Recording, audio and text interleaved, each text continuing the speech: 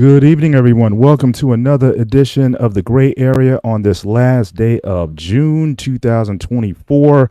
Hope you guys really enjoying your the summer. School is out. I hope everyone's having a good time. I am Mr. Bennett, joined as always by my partner, Grooming and Reviews 101, aka the Ghost of Sparta, aka Peter, aka Pietus. Y'all saw my brother. How you doing? Sparta! What's good, sir? How are you? What's going on, brother? How are you tonight? Are we I'm doing well. I'm sore. I had a brutal workout yesterday, and you saw. I think I posted one of my videos doing an ab wheel with 50 pounds on my back. So so definitely, I like that actually. Yeah, because I know that most guys I started a new job last month, and I had having time to go to the gym. Right. So I just signed up to the new gym today, so I can make time. I'll be going back and forth for 2 different gyms, so see what works best for my schedule. Right. Well, I know the ab wheel, I kind of fall in and out of love with it. So like I'll take cycles where I go off, I do other ab exercises, but then I had to pull it out again. So a couple months back, I pulled it out, and I've just been adding steadily on, just putting weight on. So now I'm back up to 50 pounds, which last time I did that might have been like 3 years ago. So now I'm, going to be taking it further. Who knows where I hit 70, 80. I don't know where I'm going to go with it. But the idea is simply just to, just to certainly work on the core. And, with 4 months to go before my birthday, I definitely want to make sure I'm in the best shape I could possibly be in. So just putting the work in, grinding hard. Those Sundays are always tough because that's like recovery. And I know next week I got my deep tissue massage schedule. So I'm definitely going to be looking forward to that. Get the body broken down. Last time I had one a couple weeks prior, it really helped out. So I'm waiting for it, looking forward to my next massage coming up. So, definitely looking forward to, certainly a good show tonight. Tonight is our open call show. So again, shortly we're going to drop the link in the chat. So any of you guys who've been following us, who want to get at us, who want to speak to us, and you don't have to necessarily show your face, but again, we will be watching. As always, keep it straight, keep it clean. We got our brother David in the background who's keeping guard and whatnot. So again, you don't necessarily have to show your face. If you just want to come up and say hi, just in India, good to see you tonight. So again, if you just want to come up, just say hi to us or whatnot. You don't have to show your face. But, certainly we won't tolerate any nonsense tonight. So I know a few shows we have some trolls out there following us. So, again, we're going to be on the watch for those individuals. But, we'd like to keep the conversation upbeat, up-tempo. We appreciate you guys who spend your Sunday nights with us. We understand that it's the beginning of the week for some, but I know the work week starts tomorrow. So for you guys to wrap up your weekend with us on the BMD Network, we certainly appreciate it. And certainly we also ask that you consider supporting the BMD Network. So again, the network has basically shows on every day on different shows, different topics and whatnot, different perspectives. And so we just like to, either end the week or start the week, depending on your perspective, just bringing different perspectives of two guys here, a black guy and a white guy coming together and just trying to find the gray area, the common ground between us, and also for cultural exchange. So again, this is a really free-flowing conversation. Yes, sometimes we'll have topics. Some things just go right off the fly. And so last few weeks, we've been all over the place. We talked about parental care, death, and toys. So where are you going to find that kind of conversation going on in any in any space? So again, Joshua Jones, say he has questions, but he needs to move to a laptop. That's fine. Certainly we'll be posting the link shortly. The only thing I have to say, the guys who've been firing shots at us, they never come up. I got 2 words for you. Just bring it.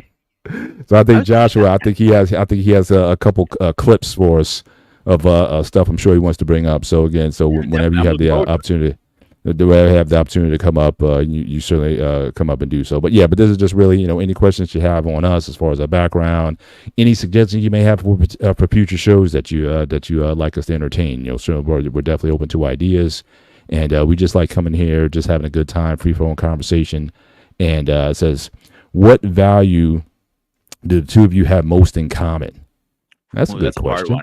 That's a hard one because we have a lot of things in common, believe it or not. We do. But she's talking about values. Yeah. I would say faith. I mean, I think we're God-fearing people. Peter doesn't sound like it sometimes, but I know that I know that he loves God and he loves his church and his community. And certainly, I'm certainly a person of faith also. I love Jesus, and certainly I don't throw my faith out there, preach it down to people or whatnot. But I just try to let my light shine before men with my conduct and my character. And I'll let that speak for me. So I think certainly, I think our families, certainly care of our parents. We didn't necessarily have the easiest times with our parents, but certainly we're both in a position where we both take care of our parents. Our mothers in particular, because I know my dad passed 6 years ago now. And so I know Peter's very diligent about taking care of his mother, and I know certainly I do the same, making certain that she's good. But again, we love our families. We love our dogs. We are both beagle owners or beagle parents, and so we certainly love our beagles. They're parts of our families. I know mine sleeps in the bed with us. He does all the things that black people say that you shouldn't be doing with your dog. But yes, I let him lick my face. He sleeps in our bed, and he's just one of the family members. So it is what it is. So I think we both appreciate fitness and health. And so I know grooming on his channel, he's always promoting health, good products to take. He has a strong, athletic and martial arts background. And certainly I'm big into fitness myself. So I think those are certainly the things that we appreciate. And that we can certainly found common ground on. But Peter, what do you think on that? Yeah, I agree. I'm as similar as Paul. Like I'm big of religion. Like I never show this on camera, but this has never come off me, and I have my cross tattooed on my arm. Let me see if I can get it. There you go. I will never force it on somebody. But if somebody comes up to me, asks me questions, I'll be more than happy to educate somebody. But at the same time, I have like my buddy Hashim who has came on my channel. He's a Muslim. I'm more than happy to learn about other faiths too. Yeah. Because I believe, and Paul, correct me if I'm wrong on this one, on your side, but if you learn about other cultures and other religions, you can understand yours a lot better. Absolutely. You certainly gain an appreciation, a health appreciation for what you have. And it also makes you question. There's nothing wrong with asking questions. Absolutely not. And certainly, I think when a person asks, I think you will find answers. It's either going to strengthen the faith that you have, or think about things a little bit differently. Say, hey, I never thought about that. And so so always be curious. Never be so religious or so dogmatic that you can't learn something from somebody else. And so I think that's definitely something I think Peter and I share. That we're not going to be so strict on things. It's like, oh, you can't say that, you can't do that, whatever. No, we question everything. I mean, my mouth goes off. Yeah, he questions his father Costadino. I'll ask questions of my pastor or whatever. Or if I see things that are, hey, what's up with that? That doesn't make sense. We're not afraid to call those things out, and even hold Christians accountable. When we see things that are not right. So we're not so hung up on things that we can't, again, always seek truth and understanding. I think another thing with us, I think we both appreciate history. I know you're big into history, and again, understanding where we came from, so we can understand where we're going. So yeah, I think that and this is, like I said, we could have named this show anything. We could have called ourselves the Odd Couple. We could have called ourselves anything, but I think there's a lot that we appreciate, I think, of one another, and certainly as I've gotten to know him over this short, I don't think, has it been a year? No, not a year. It's coming around a year, close to it. Yeah. We probably need to find out the date and probably have like an anniversary show or something like that. Certainly I would love to have one of those. But in a short period of time, and the fact that we've had an opportunity, because again, YouTube, you could be anywhere in the world. Mm-hmm. And we live, relatively close to each other. So we actually had time, as you see with our title banner, we had opportunity to meet in person. Went to a gym, got to meet him and whatnot. So, that one-on-one time together. And so, so I think, and that'll continue, certainly. So Peter, this summer, you certainly have an invitation to come out this way here. Love to have you over. In fact, Bobby, let's do a show from here. I mean, we can, we're on my deck and do a show. So there's a personal, we've been able to meet as well. So I think it's been a good pairing, a good partnership. And I think the shows, in terms of when you talk about our values, hopefully, I hope you guys are seeing that the value is present in the shows, because we take our subject matters, I think, seriously. We're open, we listen, and anybody who's come on the show, again, the show with Father Costadino, which is probably our highest rated show, I was very intentional about having a safe space to have a conversation. And so I remember that phone call we had with Father before he came on, and I just wanted to reassure him of that. And I said, again, I want to have more shows like that in the future where we can have guests that come on the show, and they're not going to be embarrassed, and that it won't be putting them in a situation where they get flagged at work for for content unbecoming or whatever. No, we just keep it, we just keep the conversations pure, and again, they're pretty dynamic here. So I think our values, hopefully they show in the product that hopefully you guys can appreciate, especially the last couple of shows, like I said, we did when we talked about death and parental care and whatnot. Those are very important to us, and you saw the emotion in the show as a result of that. So we want to respect everyone has a story and everyone has a journey, how they got to where they're at, and we want to have that healthy dialogue here. We're not here to throw stones at each other, or just bust balls and all that kind of stuff. We just want to have a good conversation over just random topics, and find out we're more similar than we are disliked or not alike. So that's so that's what we try to bring here. But great question, and appreciate it. And again, so I guess David, if you want, you can drop, if you haven't already, you can drop the link in the chat. And again, people, be free to come up. Again, even if you just want to come up just to say hi, how you doing, or whatever. Any comments. Again, how can we make the show better?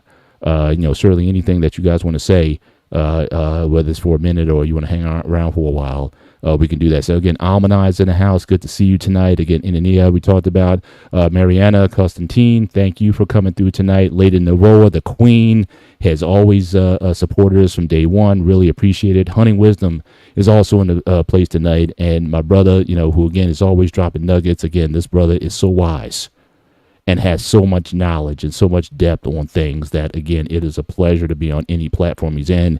Lost in translation, I'm telling you, brother, you are so needed in this space.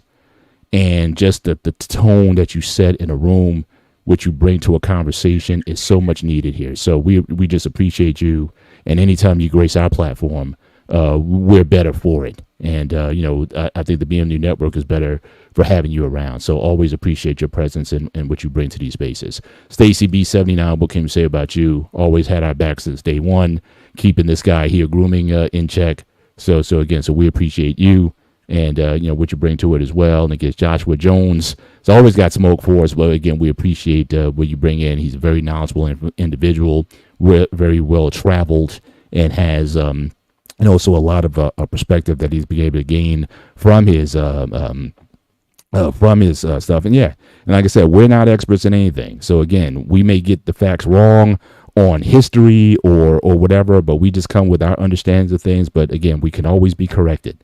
So again, if you have something that you can certainly add or correct us on, we appreciate the dialogue, and we want to be better in these spaces. And lastly, I believe Hunting Wisdom, if I didn't recognize you before, again, thank you also for joining us tonight. But while we're waiting for people to come up, Peter had an idea for a show, and it almost seems obvious that we had, when we started talking about this conversation or having this type of conversation, one of the movies that I talk about, since again, I don't know too many people personally who are Greek.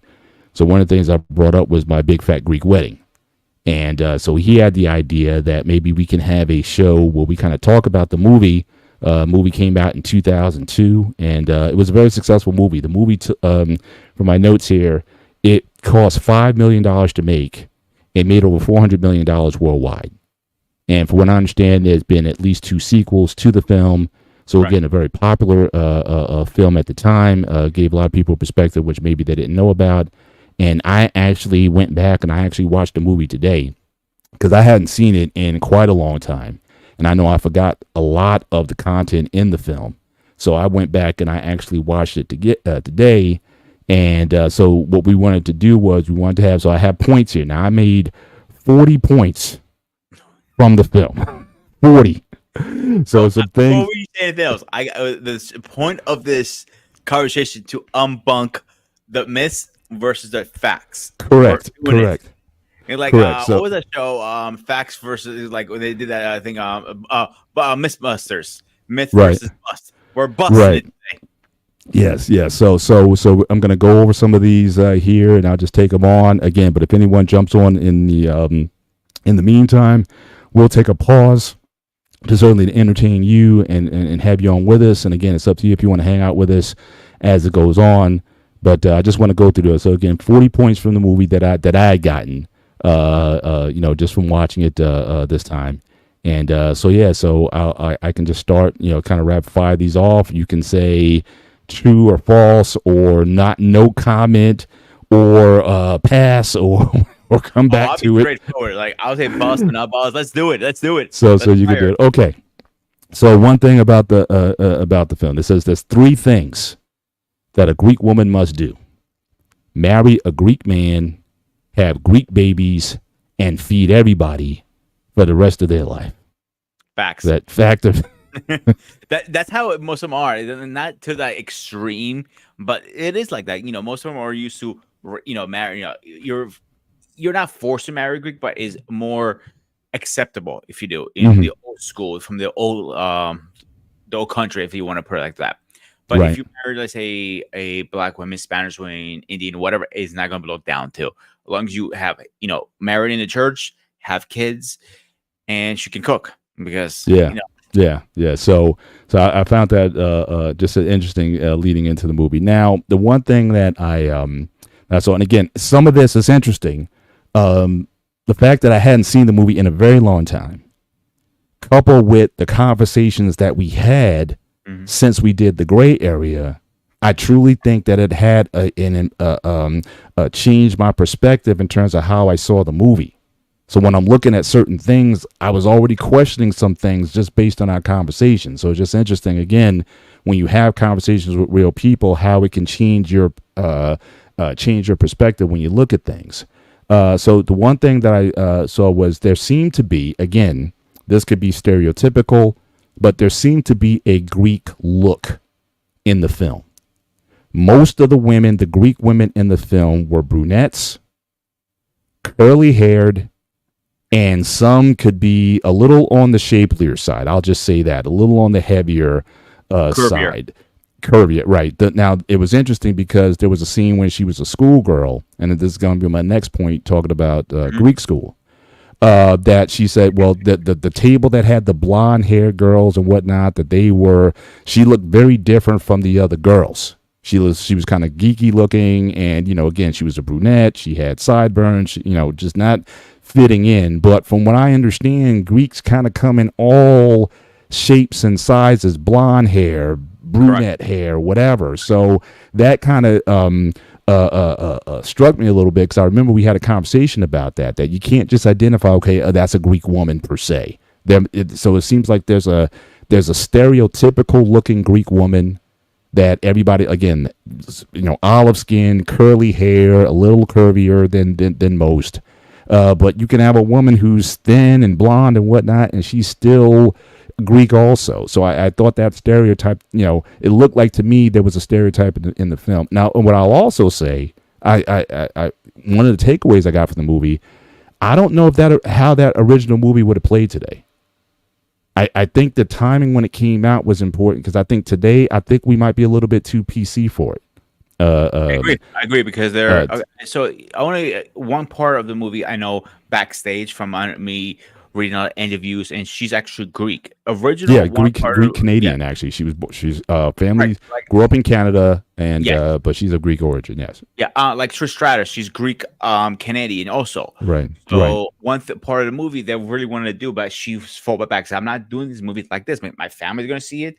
My grandparents are going to see it. My mother's going to see it, and my priest and my church. So I'm not doing this scene like this. Is the scene that they're in bed together after they were intimate. They wanted her in the bra or some kind of skin showing a lot of right. She goes, I am not fucking doing that. Right. And fun fact, actually, where the cake came from for her wedding came out from Astoria, New York, a place called Ammonia Cafe that I actually used to work there for a little bit. Is that right? So, yeah, they have a plaque, them picking it up and everything. I think it was kind of cute and fun in the same way. So Small world out there. Small world. Cool. So again, but what do you think about, again, the look thing? Because I think there's unbunk that. That is myth, bust. The reason I say that is there's no look. Yeah, we have the like people are dressed like a certain way. Yes, I'll give you that. A lot of Greeks like wearing a button down or polo or nice jeans, but that's Greek overseas coming to America. Now, if you're talking to like somebody like American grown up Greek who's here, he's going to be in the trends.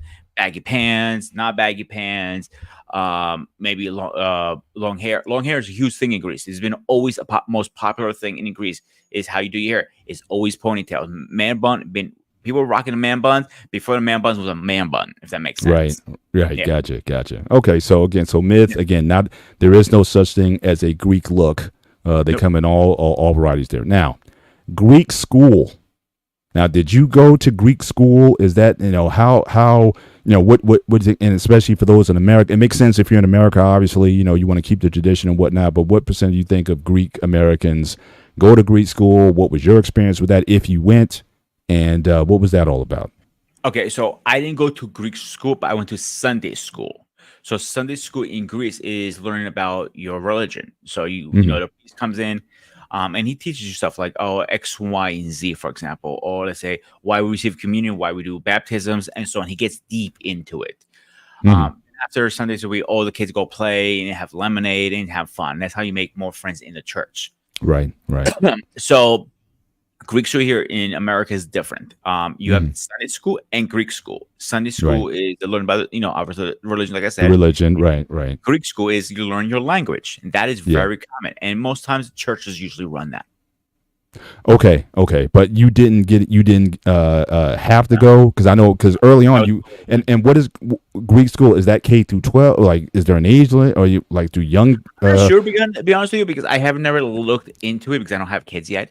Obviously, if I have kids, I will be looking into it more because I want my kid to speak my native language, of course. So when I'm correcting him out in Greek, he knows what the hell I'm saying to him at least. Right. All right. Next point here. Mother's guilt. Now, I've heard that a lot of ethnicities. We've all heard about Jewish moms. They say like the most notorious for the guilt that they put on their kids. But there definitely seemed to be a big strain of how Greek mothers, the strain that they put on their children when it comes to that. So what is your, so how much fact and fiction to so that's very fact. Like my mother always throws comments out there. When I die, you're gonna remember me when I'm, this. And, and that hits a nerve. She puts that out there. Oh man, like we're cooking something like, when I'm dead, you're gonna remember me by. I'm like, motherfuckers, I hate when you fucking say that. Stop. Wow. So that is very, being an only child is already pressure. Now being Greek is another extra pressure. So it's a lot of pressure. Like you have to be a certain way. Like when I got my first tattoos and started growing my hair out the first time, or growing my beard out, like you're not being Greek. Like, why not? I can put with somebody who's Greek on Instagram who has neck tattoos. Yeah. I'm like, that's not Greek. I'm like, what is Greek? Greek is where you come from, not how you look. And I hate that. And the guilt they put it in, like it's like really like I had great guy. Older man at my church, and I had my beard still before I trimmed it down like I have now. And he goes, when you go shave your beard, you don't look like a bum. I'm like, I like being a bum then. I'm okay with that. There's nothing wrong with that. I'm like, I like a long beard. I go through my phases. Like I went through a very long period since you met me, going through the long phase beard. Right. Now I'm like, I'm giving it a little break. I want to go a little short for a while. Right. I hear you. I'm just giving an example. I see Embrace the Grace. I know she came on through here tonight. Thank you again for joining us tonight. In fact, I know Embrace, she has a unique background herself. She's half Italian and half, I believe, Dominican, if I'm not mistaken. Correct. Yeah.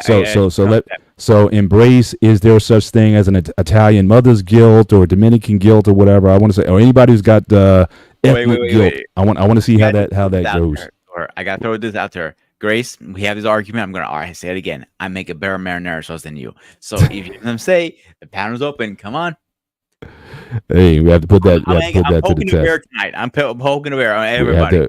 We have to put that to the test. So yeah. So anybody who deals with ethnic guilt. Now again, I know we have our Nigerian brother in the back, Black David. So again, Nigerian mom's guilt.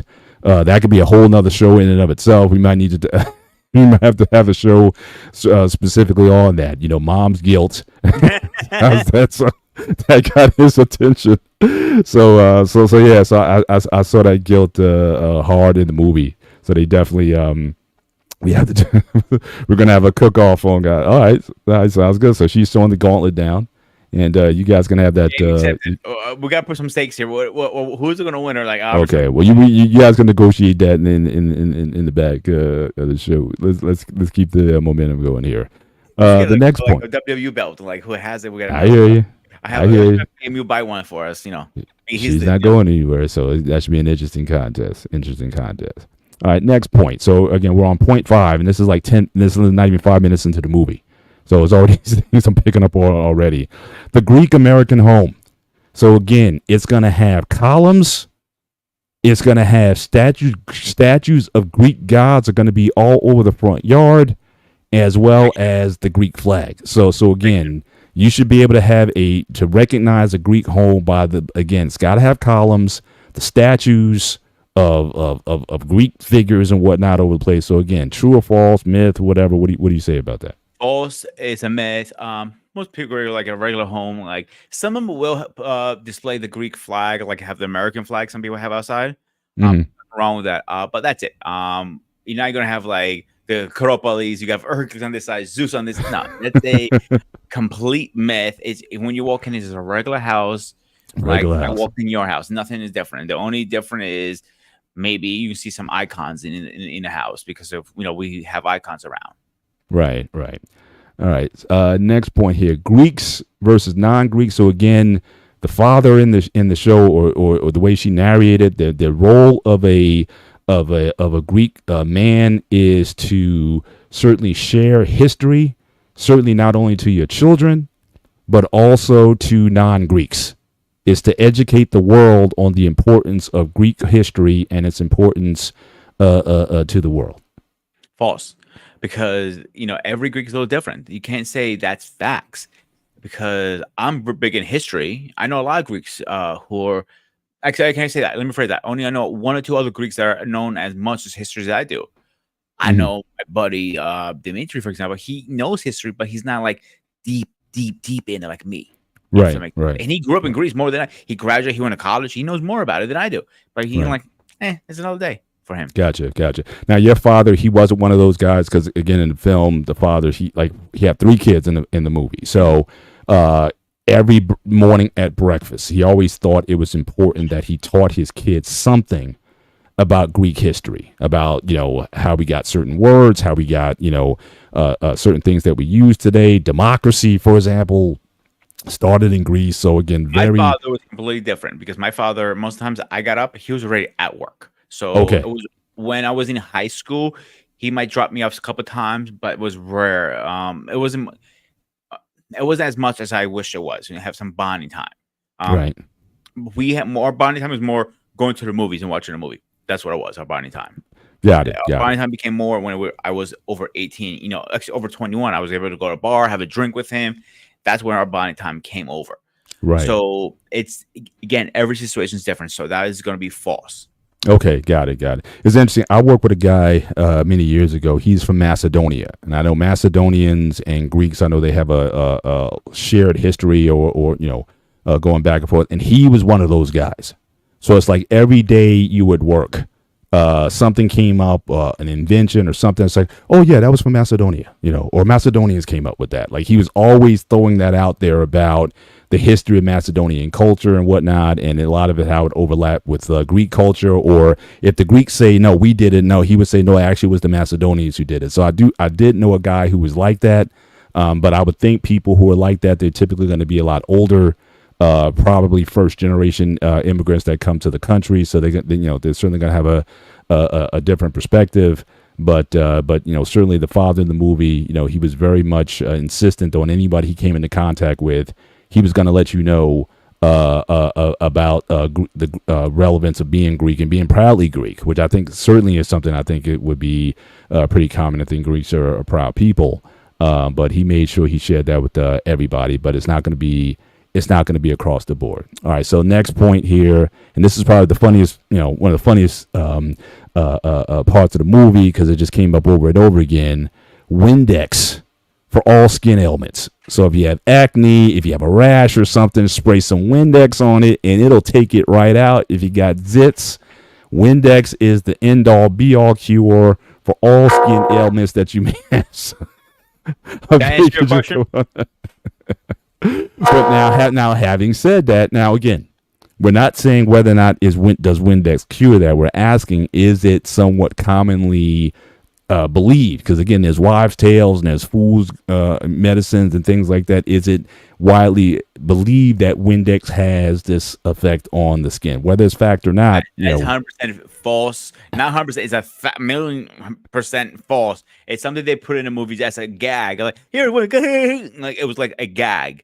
And it spiraled out of control to the point. Even people come up to me when they find out I'm Greek. Oh, do you want to put Windex on that? I'm like, that's a response I usually get, because I again, I don't know how that became from the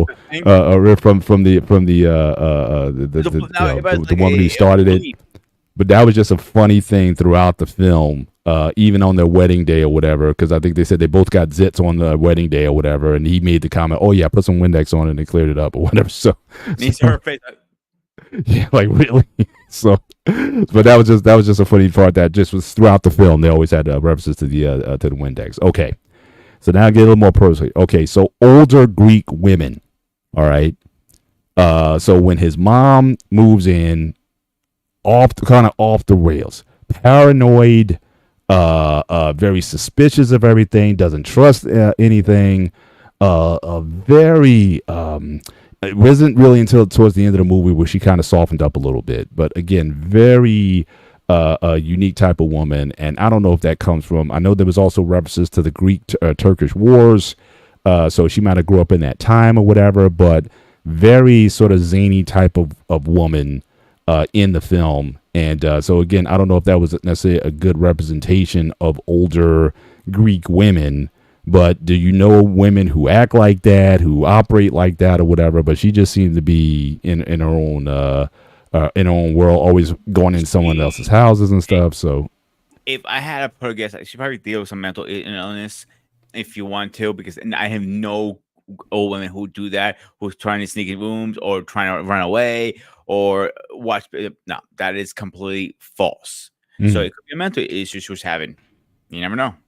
Gotcha.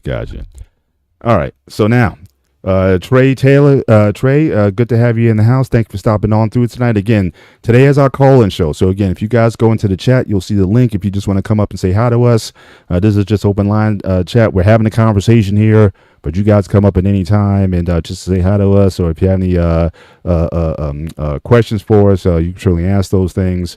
But it's just open show. And we're just having a conversation over my big fat Greek wedding. So, dispelling myth from truth. So hey, so we got the actual King Smith in the house, who has a very successful podcast going on himself. You want to real quick before we bring on, you want to talk about your podcast and what you guys do over there? I see you and your is this your fiance? Is it your wife? Wife, you married? Congratulations.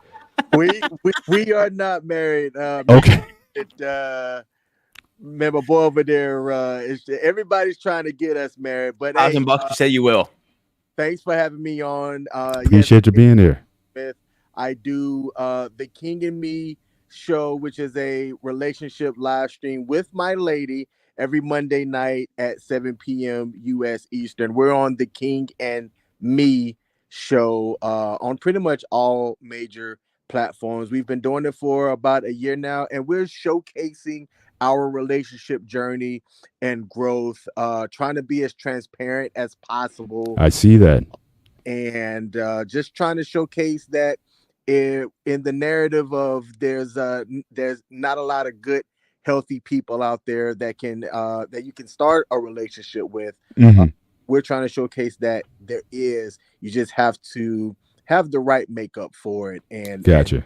And know what it is that you are looking for. I gotcha. And I've listened to a few shows, and again, you guys go in deep. I appreciate the back and forth with you guys. You guys have great chemistry, and I think it's a refreshing show because a lot of times in these spaces, we sometimes talk about the dysfunction a lot of times in relationships, but again, you guys are trying to paint a different narrative, and you're gonna see how you can have a healthy conversation. You guys don't always agree with one another, but how to have a healthy conversation with your partner. I think it's great to see, and so yeah, as much as I can, I know you guys have different clips out there, and sometimes I comment on those. And I think the last one I talked about was, it's like most guys, if we get 80% of what we want, we good. It's like a lot of ladies, you got to check off all the boxes to even have a chance with them. But yeah, just give us 80%, 8 out of 10. We can rock with that. No question. Well, I would say one thing: what you get on that show from King and Michelle is the real. King is one of my best friends, and I met Michelle, and she's literally exactly what you see. Is no filter like, oh, this is for YouTube to get you views. No, that's how they are in real life. So you can raw footage from them.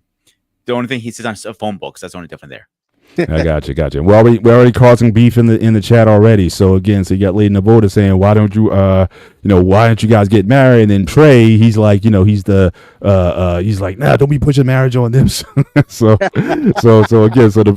you're already in these spaces here. They're asking the questions of so what does the future you think look for you guys? Is that something that you guys are going towards, or are you just guys at a good place in your relationship right now? You'll just see what the future holds. How do you guys see the future without giving too much away? Again, no pressure at all, but just kind of just where you guys are at. We don't mind talking about it. I definitely don't mind talking about it now, especially for people that haven't watched our episodes yet. I've said very publicly to her, and even when her and I met, that I wasn't sure if I wanted to get married again. So so you've been married before. I've been married. I was married for 14 years, and my first marriage ended amicably. So there's no hard feelings. I don't have a ex-wife that is vindictive or anything, as her and I do share one child together. Okay. But it's like people don't get married to get divorced, and I thought that it was going to go. So after it ended, I had to ask some questions about myself that I needed to address. I got those things addressed, and I grew from it.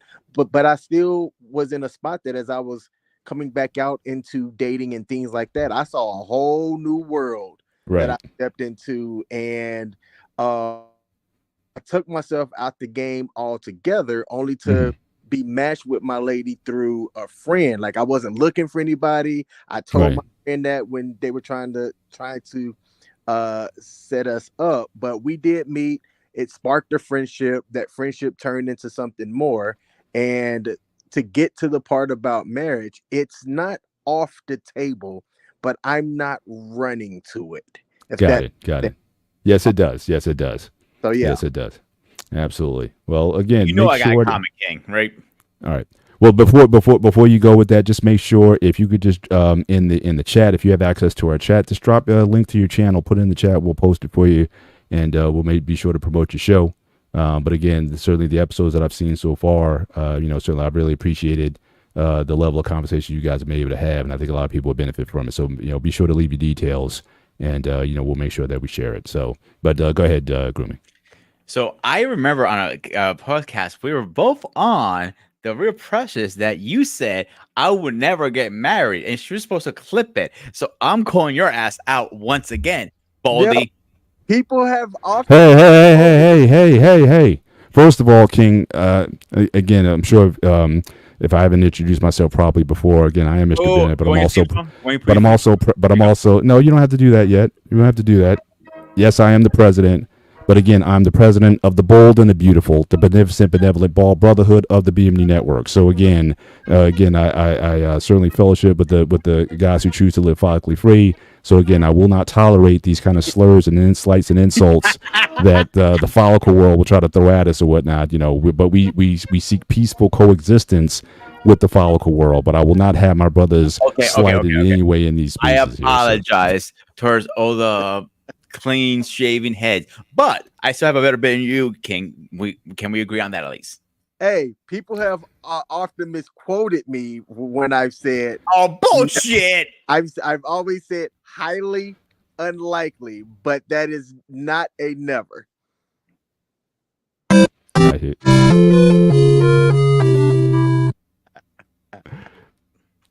hear you, man.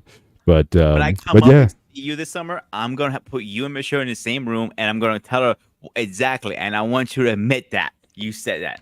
You said it online. I'm going to talk to Precious to get me that clip. You won't find it because I've never said it. Mhm. I am confident on that. Well, certainly we would look forward to, again, however you want to do it. Again, we would love to have you guys on. I mean, not only the purpose of our That's a show great idea. is just having conversation. I mean, me being black and grooming being, he calls himself white, but we could talk about that later. But we just come, from different perspectives. We look for common ground. We look for common humanity, and we just like to have conversation over different issues. We like to have a safe place to have conversation. So again, we want to, have honest dialogue with people, and certainly, that could be something we can, if you and her are open to it, having you guys on for interview, talk about you guys, in terms of, we'd love to know more about you guys. Again, promote your channel, and certainly, anytime, I've been married, I'm in my 28th season of marriage. And so, certainly, if you like to have me on, or me and my wife on, or anything that we can do to help your channel, let us know. But I'm all about collaboration and definitely having that dialogue. So, but anything else? How have you watched a lot of our content over the last few months we've been on? Yep. So I actually tell Pete all the time, I be in the background. It's just I'm doing video edits. I hear you. Actually just came off of a live stream. I when you asked about the stuff that I do a sports live stream every Sunday from 8 to about 10-ish. But we had a trivia night in which I gave away a Starbucks gift card. The next one that we do is either going to be in July or August. I'm giving it's right behind me an authenticated signed Drew Bledsoe jersey that I purchased myself. Very cool. But I don't have an allegiance to Drew Bledsoe or the Bills, so I'm just going to give it away. I hear you. Doing a lot, but I always like to support Pete and what he's got going on. So I'm typically watching as I'm editing or doing things. I just got it up in the background and stuff like that. And I remember when grooming first started, and to see what he's doing now, the different collabs that he's made. Hey, he's working hard out here, and yes, he is. Hey, man, I'm proud of you, brother. Thanks, Kim. That means a lot. It really does, man. Awesome job. Well, again, King, again, you're free to hang out with us. We're kind of going as people come in and out. We're kind of shuffling them in as they come. We're talking about the myth, separating myth from reality from My Big Fat Greek Wedding. So he wanted to go over this. So I'm just kind of going through the list. So he's dispelling this is true and this is not. You're free to hang out with us if you want to, but you're free to drop off. But again, come back anytime. We usually have a call-in show about once a month. We try to schedule that. And but we just we just like the opportunity just to engage with people who are here. So it's your call. Before we go ahead, King, do you have any questions about maybe me being Greek? Because I know we talked about anything over the year of the shows, sparking an idea, a question, anything like that. No, man. I did think that it was interesting how y'all view sex over there. It was a couple of episodes, man, a few months back, where we were talking about sex and culture and how it's more introduced at a younger age, if I heard it right, over there, and how that's not foreign. But if you say the age, here people kind of like raise their eyebrows up. But I don't have anything off the top of my head, man. If I do, I'll post it in the chat. Absolutely, or just reach out to Pete, and certainly we'll so we'll introduce as a topic. Like I said, we don't have the show could be on anything. So again, the last 3 shows, to give you an idea, we talked about a couple weeks ago. We talked about parental care. So again, both Peter and I, we both have mothers in their old age. We both care for them, so we talked about that. Then we had a show on death. Like how do different cultures deal with death and death planning and whatnot? And then the next week we talked about toys. So again, we don't have a format here. We just he picks the ideas, like fine, let's just run with it, and that's what we do. So it's really very off the cuff. We pick a topic, let's go with it, and we'll see where it goes. But it's literally it's about just getting to know one another. I think a lot of people would. We can end certainly a lot of the vitriol in the world if people would simply just learn to have a conversation with one another. Yeah, And and so like that as yeah much as me and you have conversations, Paul, me and Ken have a several conversations. We talk yeah what 3-4 times a month, I say at least, King, right? Because our schedules don't align sometimes. That's why it's hard to catch up. But when we catch up, when I come once down in his area, and we are like we miss a beat, we're joking and laughing, having indeed. drinks. We're like I said, he's one of my best friends. Like I can't. He's been there for the worst and the best for me. I actually, when I first met him, I was really down, and it was the worst Hmm. part of me.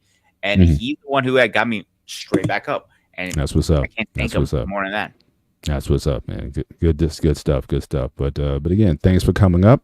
And again, it's your call. I'm just gonna go with the rest of it. But again, we'll see you in those streets. And again, stop back anytime. And certainly I'll be following more of your content in the future. All right, guys. You have a good night. Take Peace, care. brother. Peace. All righty. So speaking of marriage, all right. So again, there was a lot of questions. Obviously, it's a wedding, so a lot of the questions here had to center on marriage. Mm-hmm. So again, one of the things was, okay, so for Greek men, again, so we talked about what the role of a Greek woman was. The role of a Greek man is to marry a virgin.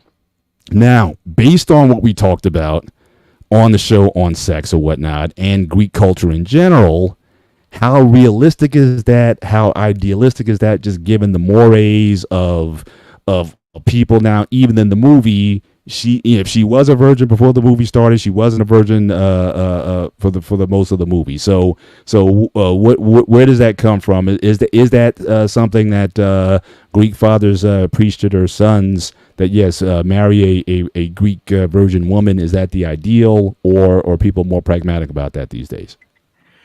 Personal experience, I think it's kind of bullshit on that, because I don't know too many people are going to hold off to marriage. It's very hard, Right. if you do. Especially when you told me that the average age people get married is in their 30s, like mid 30s, 35 is when they're getting married. So that's a lot of temptation to hold off. Yeah, it's yes, the Bible says we should, be virgins, both men and women, to marry. Right. Sacred Right. thing. Father, sorry, I'm going to say that I think the Bible is kind of obsolete. I like rocking the boat, ding ding ding. You know what I'm saying? But Yeah. I think it's bullshit. Honestly, I think it's false. I don't think she was a virgin, or anybody wants to be a virgin like that. I don't see it happening.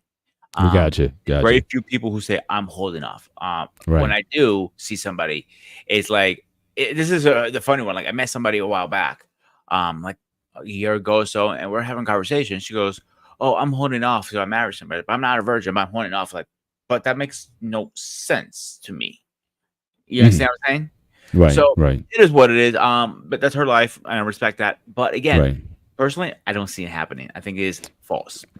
Right. Right. So it's not something that's. But do you see that widely preached to the culture? Like I said, at least from older folks. It is like preached. I said, Oh, yeah, it is Yeah, preached okay. at some point for the women. Like you should do this, should do this. But when you say don't do something, like don't have a cigarette, for example, or don't have a drink, kids are getting curious. Like, oh, I'm going to have a drink now. I'm going to have a cigarette. I'm going to do this. I'm going to do that. Because you say Right. no. When you say no, it's obviously that, and that's Right. rare, dude. I mean, that's rare. When like did you might meet your wife you were in high school, or were you older? Again, that's very rare. When it definitely Right. in 2024 is extremely rare to meet that.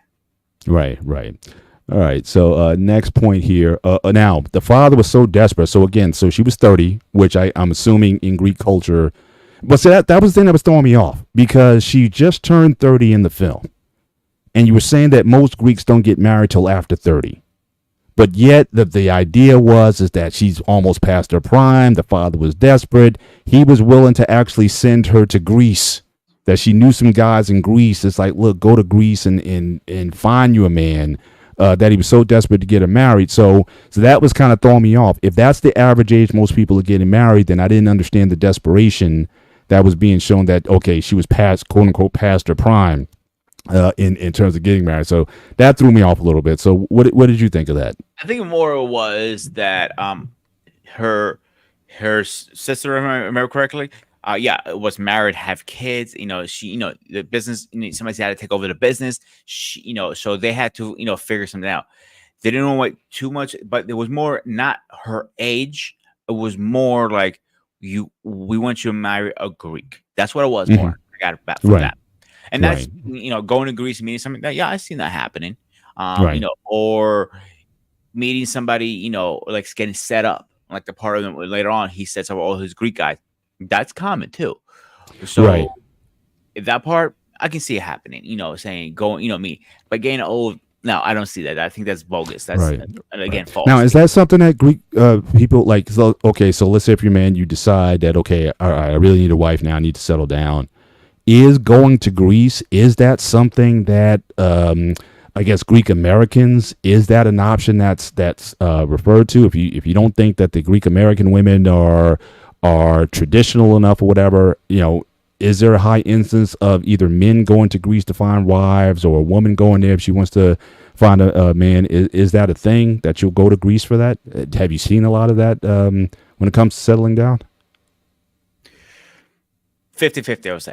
So, because most Greeks are very into the Greek community. I was one of the rares who I went through my own ups and downs in life. So Right. Now that I'm into the Greek community a lot, I see a lot of people saying going to Greece, you know, marrying somebody, or like the passport bros going over there and picking up a woman and like, oh, you're actually a decent woman. Wait, you want kids? Oh, you want to be married in a church? I can bring you back to mom and dad. Oh, get on a plane. Let's go. Not even Mhm. question. I'm throwing your ass in a suitcase, wrapping you up, and putting a bow tie on you, and then surprising everybody. And, like, Right. so that is common, but it depends. Again, if you get in like as here, you get those, you know, putanes, and we call, or whores, and like, you know, who care about the money only. Mhm. So people hear Americans, Americans are rich. They're filthy rich. You know, they have houses, they have cars, all this, they have money. And they come here like it's the opposite actually. Here, you work more here hours than you work in Greece. And they're not used Right. to it. And Gotcha. Gotcha. but what happened to the American dream? They go to you. This is the American dream. Just work till you die and you pay your taxes. Simple. The old American saying. Right. I hear you. All right. All right. This one here, I think it's a pretty easy one. So again, they made a big thing in the movie how loud Greek people are. So again, go into a Greek party, a Greek function or whatever, very loud, very raucous. Again, some of you guys have got a chance to see it. The relationship that Peter has with his mom, dirty jokes, very inappropriate type of behavior that seems to what you may find. So if you're one of those more conservative button-up people, you may be in for a culture shock when you go to a Greek party or home gathering or something like that. That the volume might be a little bit raised. Doesn't mean everyone's looking to kill each other or anything like that, but definitely the energy definitely seems to be different at a function if you're not used to it. So what do you have to say about that? Facts, because I can be talking to somebody and I'm like talking to my mother, like, and I don't realize I do this in my American voice. I call it is you're talking loud. I go like, I'm not talking loud. You're screaming. I'm not screaming. Stop saying. Now I use it as a joke, telling people like, oh, stop yelling. You know what? Stop yelling. Like, I'm not yelling. What are you talking about? It's because my voice echoes so much, and that's my normal voice. You know, we are loud. And now the only other culture I can say is close to being loud as us is Italians. Mm-hmm. So now if you have a volume meter, who's gonna beat it? Like, let's figure that out. Right. Though it happens at a lot of ethnic groups, and it's interesting because I was watching something that dealt with police interactions, especially with the black community.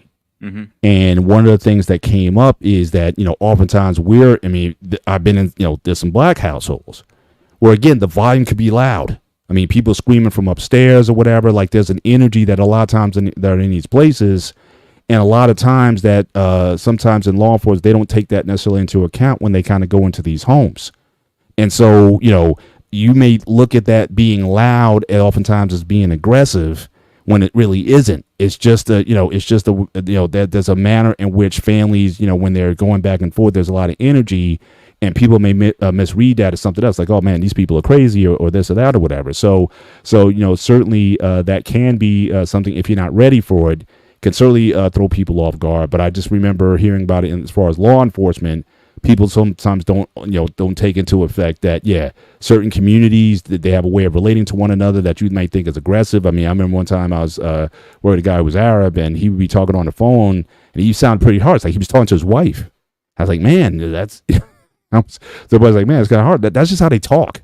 You know, it sounds like, you know, off the top, but it really isn't. So I think, just going into a situation like that where you can have like that understanding is I think is an important distinction to make. At least be prepared for it, but don't just think that this is chaotic when you go into it. But I've seen it in, like I said, Middle Eastern homes. I've seen it in like, obviously with the Greeks, with the Italians, definitely, but even in black households.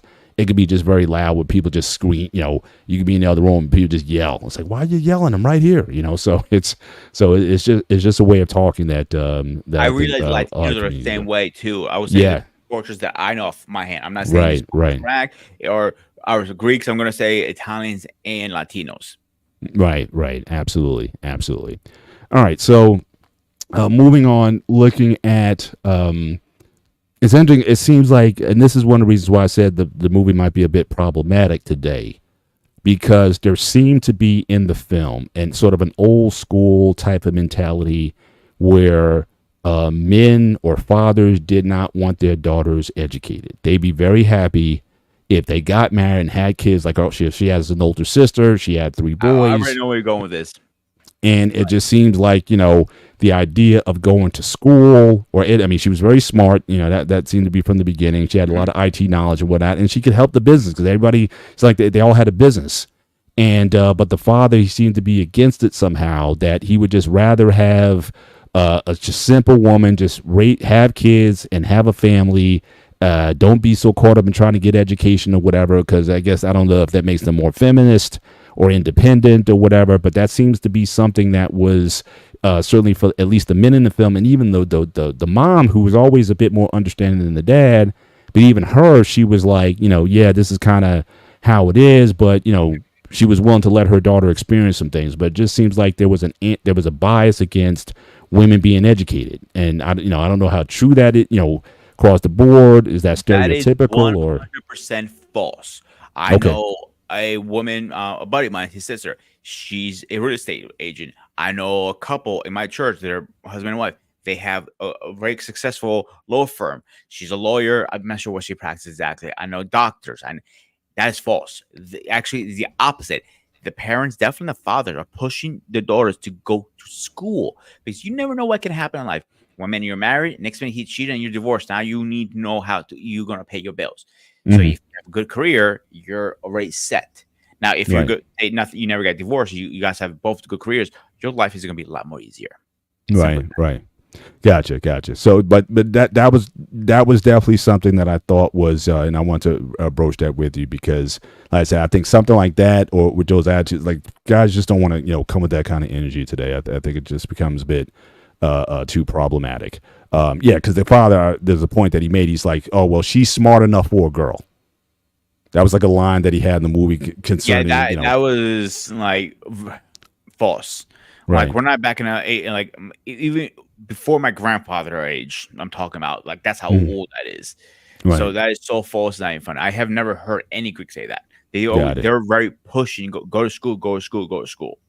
Right. Gotcha. Now, it's interesting because one thing I did see, which you may agree with, the father, he definitely was looked at as the head of the house.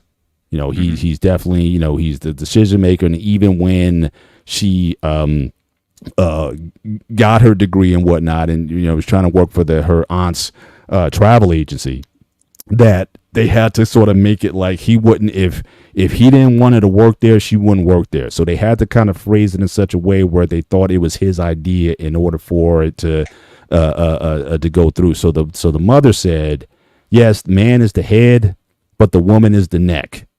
And so basically she could, so certainly the wife could certainly have influence, and certainly she was able to, in her own way, have influence over the husband to, to be more, understanding when it came to things, or at least frame it to where she would make the situation better. So it seems like the dynamic between the husband and the wife was loving, but definitely she knew what buttons to push to get him, because he could be very stubborn in the way he looked at things.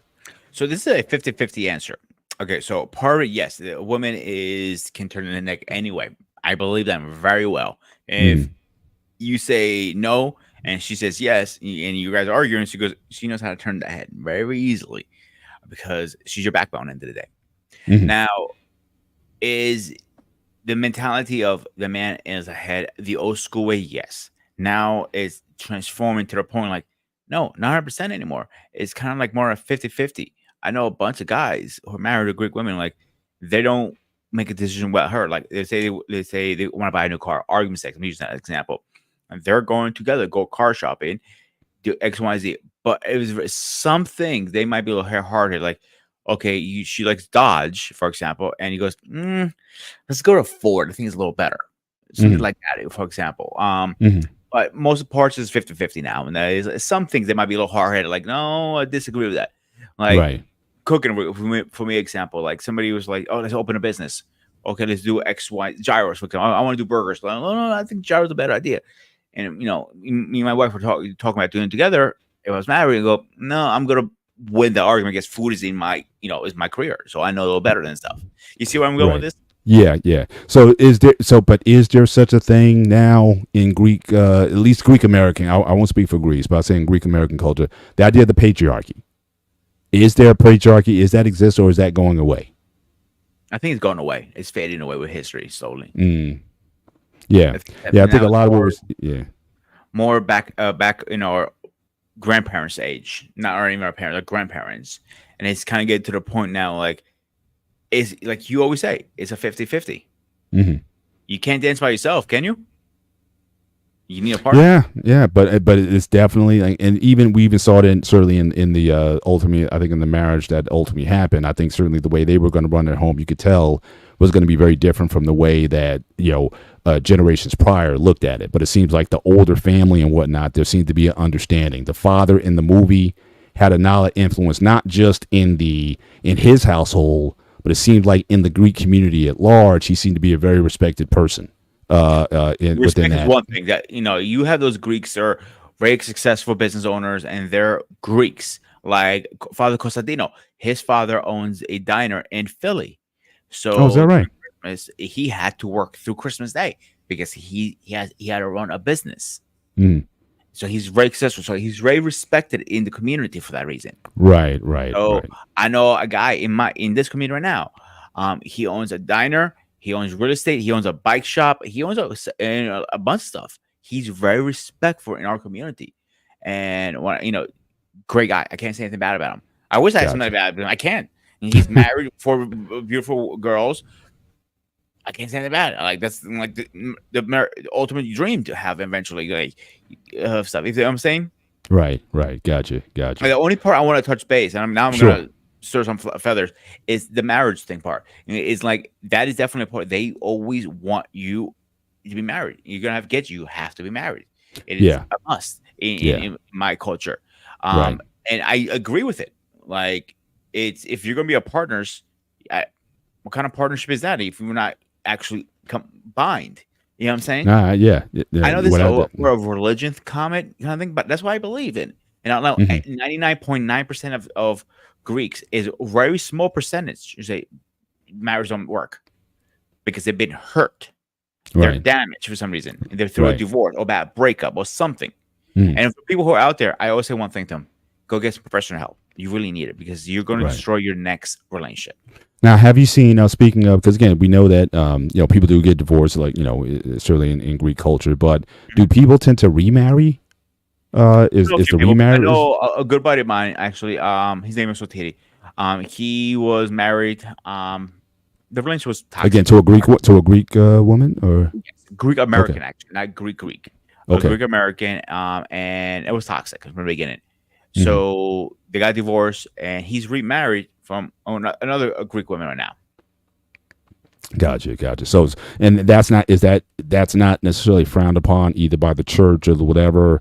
Or first of all, I don't think I ever asked, like, what is the church's stance on divorce? Is that something? Okay, so back in the day, they looked down, like, nope, not happening. You got to work it out. Now it happens. You know what I'm saying? It's like a divorce and move on. And I know Trey's blown a comment saying, about Greece and the divorce rate and stuff like that. Like, you can look all the statistics you want online, but the internet is not always facts, my man. I'll be honest with you. You can say, the sky's green, but we know it's blue. You know what I'm saying? I lived it, so I know how it is in Greece. Marriage is very big in Greece. 100%. Right. I can tell you, I know 5 people who own wedding. What are they called? The wedding writer- planning, the wedding Yes. planners and whatnot. Yeah. Yeah, they have the dress and everything. These huge businesses, and not only do they do weddings, they do baptisms too. This is 2-in-1 business. So it's Right. not it's not you do one or the other. You have to do both. Right. So it's because it's just how the business works in Greece. Yeah. Marriages are, again, same here. It could fail or it could be successful. It's there's no, well, I gotta have a kid, I have to get married. It's like it's pushed to, but now they're kind of getting away from that too. So if we have one of those things like, oh, the condom broke, Mhm. kind of thing, like, okay, it happens. And so I know Right. Trey's arguing, and it's fine. You Right. can have your Right. argument. And I did see some of those statistics also. But again, we even talked about that as far as our conversation. The fact that people get married later. The fact that, again, deletion rates in Greece are very high. I think you said there's Yes, like a clinic 100%. on every corner. So people are doing things. So again, there might be the ideal, which I think certainly people in their minds, they certainly have an ideal of how things should happen, marriage, family, and things of that nature. What people actually do could certainly be different from that. And I think just based on the conversations that we've had, the ideal is not always actualized. So I can certainly understand where he's coming from with that. And I can also understand, again, just what we talked about, just the economic situations in Greece, birth rates going down. Because typically what happens is, again, if people struggle to, to be able to support a family in Greece, it may be more difficult to marry because of that. If people have those kind of issues. Plus, you talk about the cost. It's expensive, especially if you live around Athens or whatever. It's very expensive to live there. So certainly these are things that I think could certainly affect birth rates. And generally speaking, birth rates are affected in most, from what I've seen, the trend is if you're in a developed country, birth rates typically go down. The only places where people are really having a lot of kids is still in third world and other places. But you look at Europe, you look at Asia, you look at, again, Greece, birth rates seem to be down. You look at United States, because every family needs to have at least 2.1 kids in order to keep, a population kind of steady. And I think I saw that the stats was, I think Greece right now, I think the birth rate is like 1.4 or something to that effect. So again, if people are having, which was also a point in the movie, that Greek families tended to be big. I mean, she talked about how she had like 27 cousins. Before I answer that, I want to yeah. touch a comment Trey's going on there. And I respect his input. I want to bring that out to him. I am not arguing with you. I'm giving you my perspective where I grew up and how I know Greece is. So keep saying marriages don't work. That's your opinion, and that's fine. I'm going to respectfully push back on that and say, yes, they do, if you put the work into it. It's like working on your car. If you work on it once a month and you need to put a new engine, you're going to take forever to put the engine in. So if you put the work in and slowly grind to it, and it kind of, even you, Paul, you can say that, agree with me. Was your marriage 50-50 work, you're saying? Well, I don't look at necessarily marriage as being work. I know that's a hard comment, but for just for the show for this moment, you got to put the things in to make the marriage work. Thank Absolutely. you. That's it. So you can argue and say marriage doesn't work and everything. I will respectfully say I disagree. And that's your opinion. I don't care what stats you bring up. I know Greece. I grew up there. I talk to people all the time in Greece. Marriage right now is in the highest it's ever been because their stores cannot keep up wedding dresses. They cannot keep up bobereches, the little things they give out, the cakes they give out in Greece, because they give little cakes out as you get married, and so on. Like wedding halls are booked for months. Mm-hmm. So how is wedding if the weddings don't work? Well, again, you got to make a distinction. Now he's saying marriage, so he's obviously bringing up the idea of divorce. So people could be getting married. Are they staying married? Might be are they staying married? That might be the question. But again, a lot of people are still married. They're being married for 20, 30 years. I can't say anything over that because I'm not old enough to know. I know a bunch of other people. My friends' parents are still married. Right, but even then, what we also have to look at, and again, I'm just trying to add a little nuance to the conversation. What we can also be talking about is where things are trending, because if you're saying people have been married 20, 30 years, your parents' generation, The way they're doing things now might be different. So again, for the younger people, the people who are in millennial ages and younger, what are the statistics for them? That is something we might have to look at. But again, we have Joshua Jones, who's been certainly a long time a watcher of the show. Certainly we appreciate you coming on. This might be your first time up with us. I'm not sure, but it's good to have you on. How are you doing, sir? I'm good. Maybe it is the first time with you guys. I think. Yeah. It is the first time. We have you in the comments, but we never had it. The time it never worked for you to actually jump on and embrace our grace.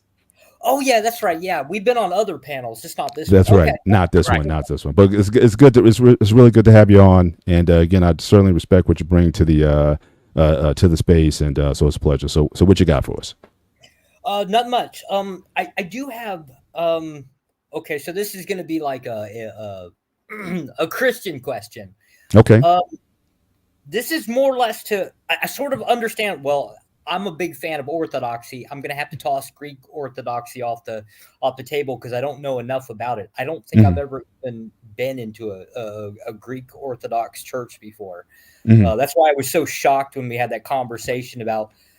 He had explained that they're kind of very welcoming. Within Eastern Orthodoxy, you're not. You kind of get side-eyed. If you're a stranger and you walk in, you're going to get the side-eye for a while. It's not like a Protestant church where you walk in and it's like, oh, we're so happy to see you. It's kind of like you're a stranger. What are you doing here? Right. It's a little weird like that. But Mr. Bennett, I've heard you talk several times, and it appears, maybe I've got this wrong, it appears that you kind of have a view on Christianity where it's the hardcore hippie version of Jesus, meaning like turn the cheek all the time, that kind of thing. My question is really going to be, are there any boundaries to toleration for you? Yeah. Okay. Toleration regarding, again, exploitation of people. I think if you really where my boundaries are, you can look at Matthew 23. And this is where Jesus really comes hard at the authorities and the things that they do when they use religion in a way that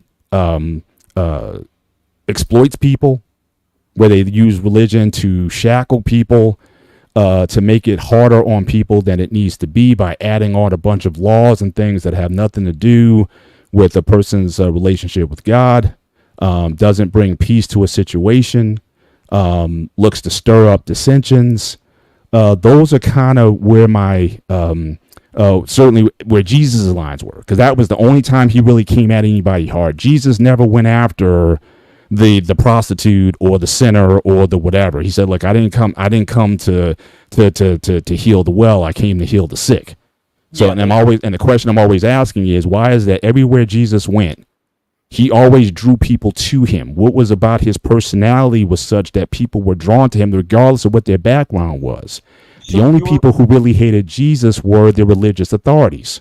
So there was something about his message or the way he went about doing things that was a lot more welcoming than what the authorities were doing, which I think led to why there was that jealousy and envy of him, and ultimately led to his downfall. So I'm always reaching for that. It's like, how can we bridge? How can we be salt and light? How can we bridge the gap to welcome people in, rather than just condemn, saying, okay, you're bad and you're going to hell and this person's going to hell.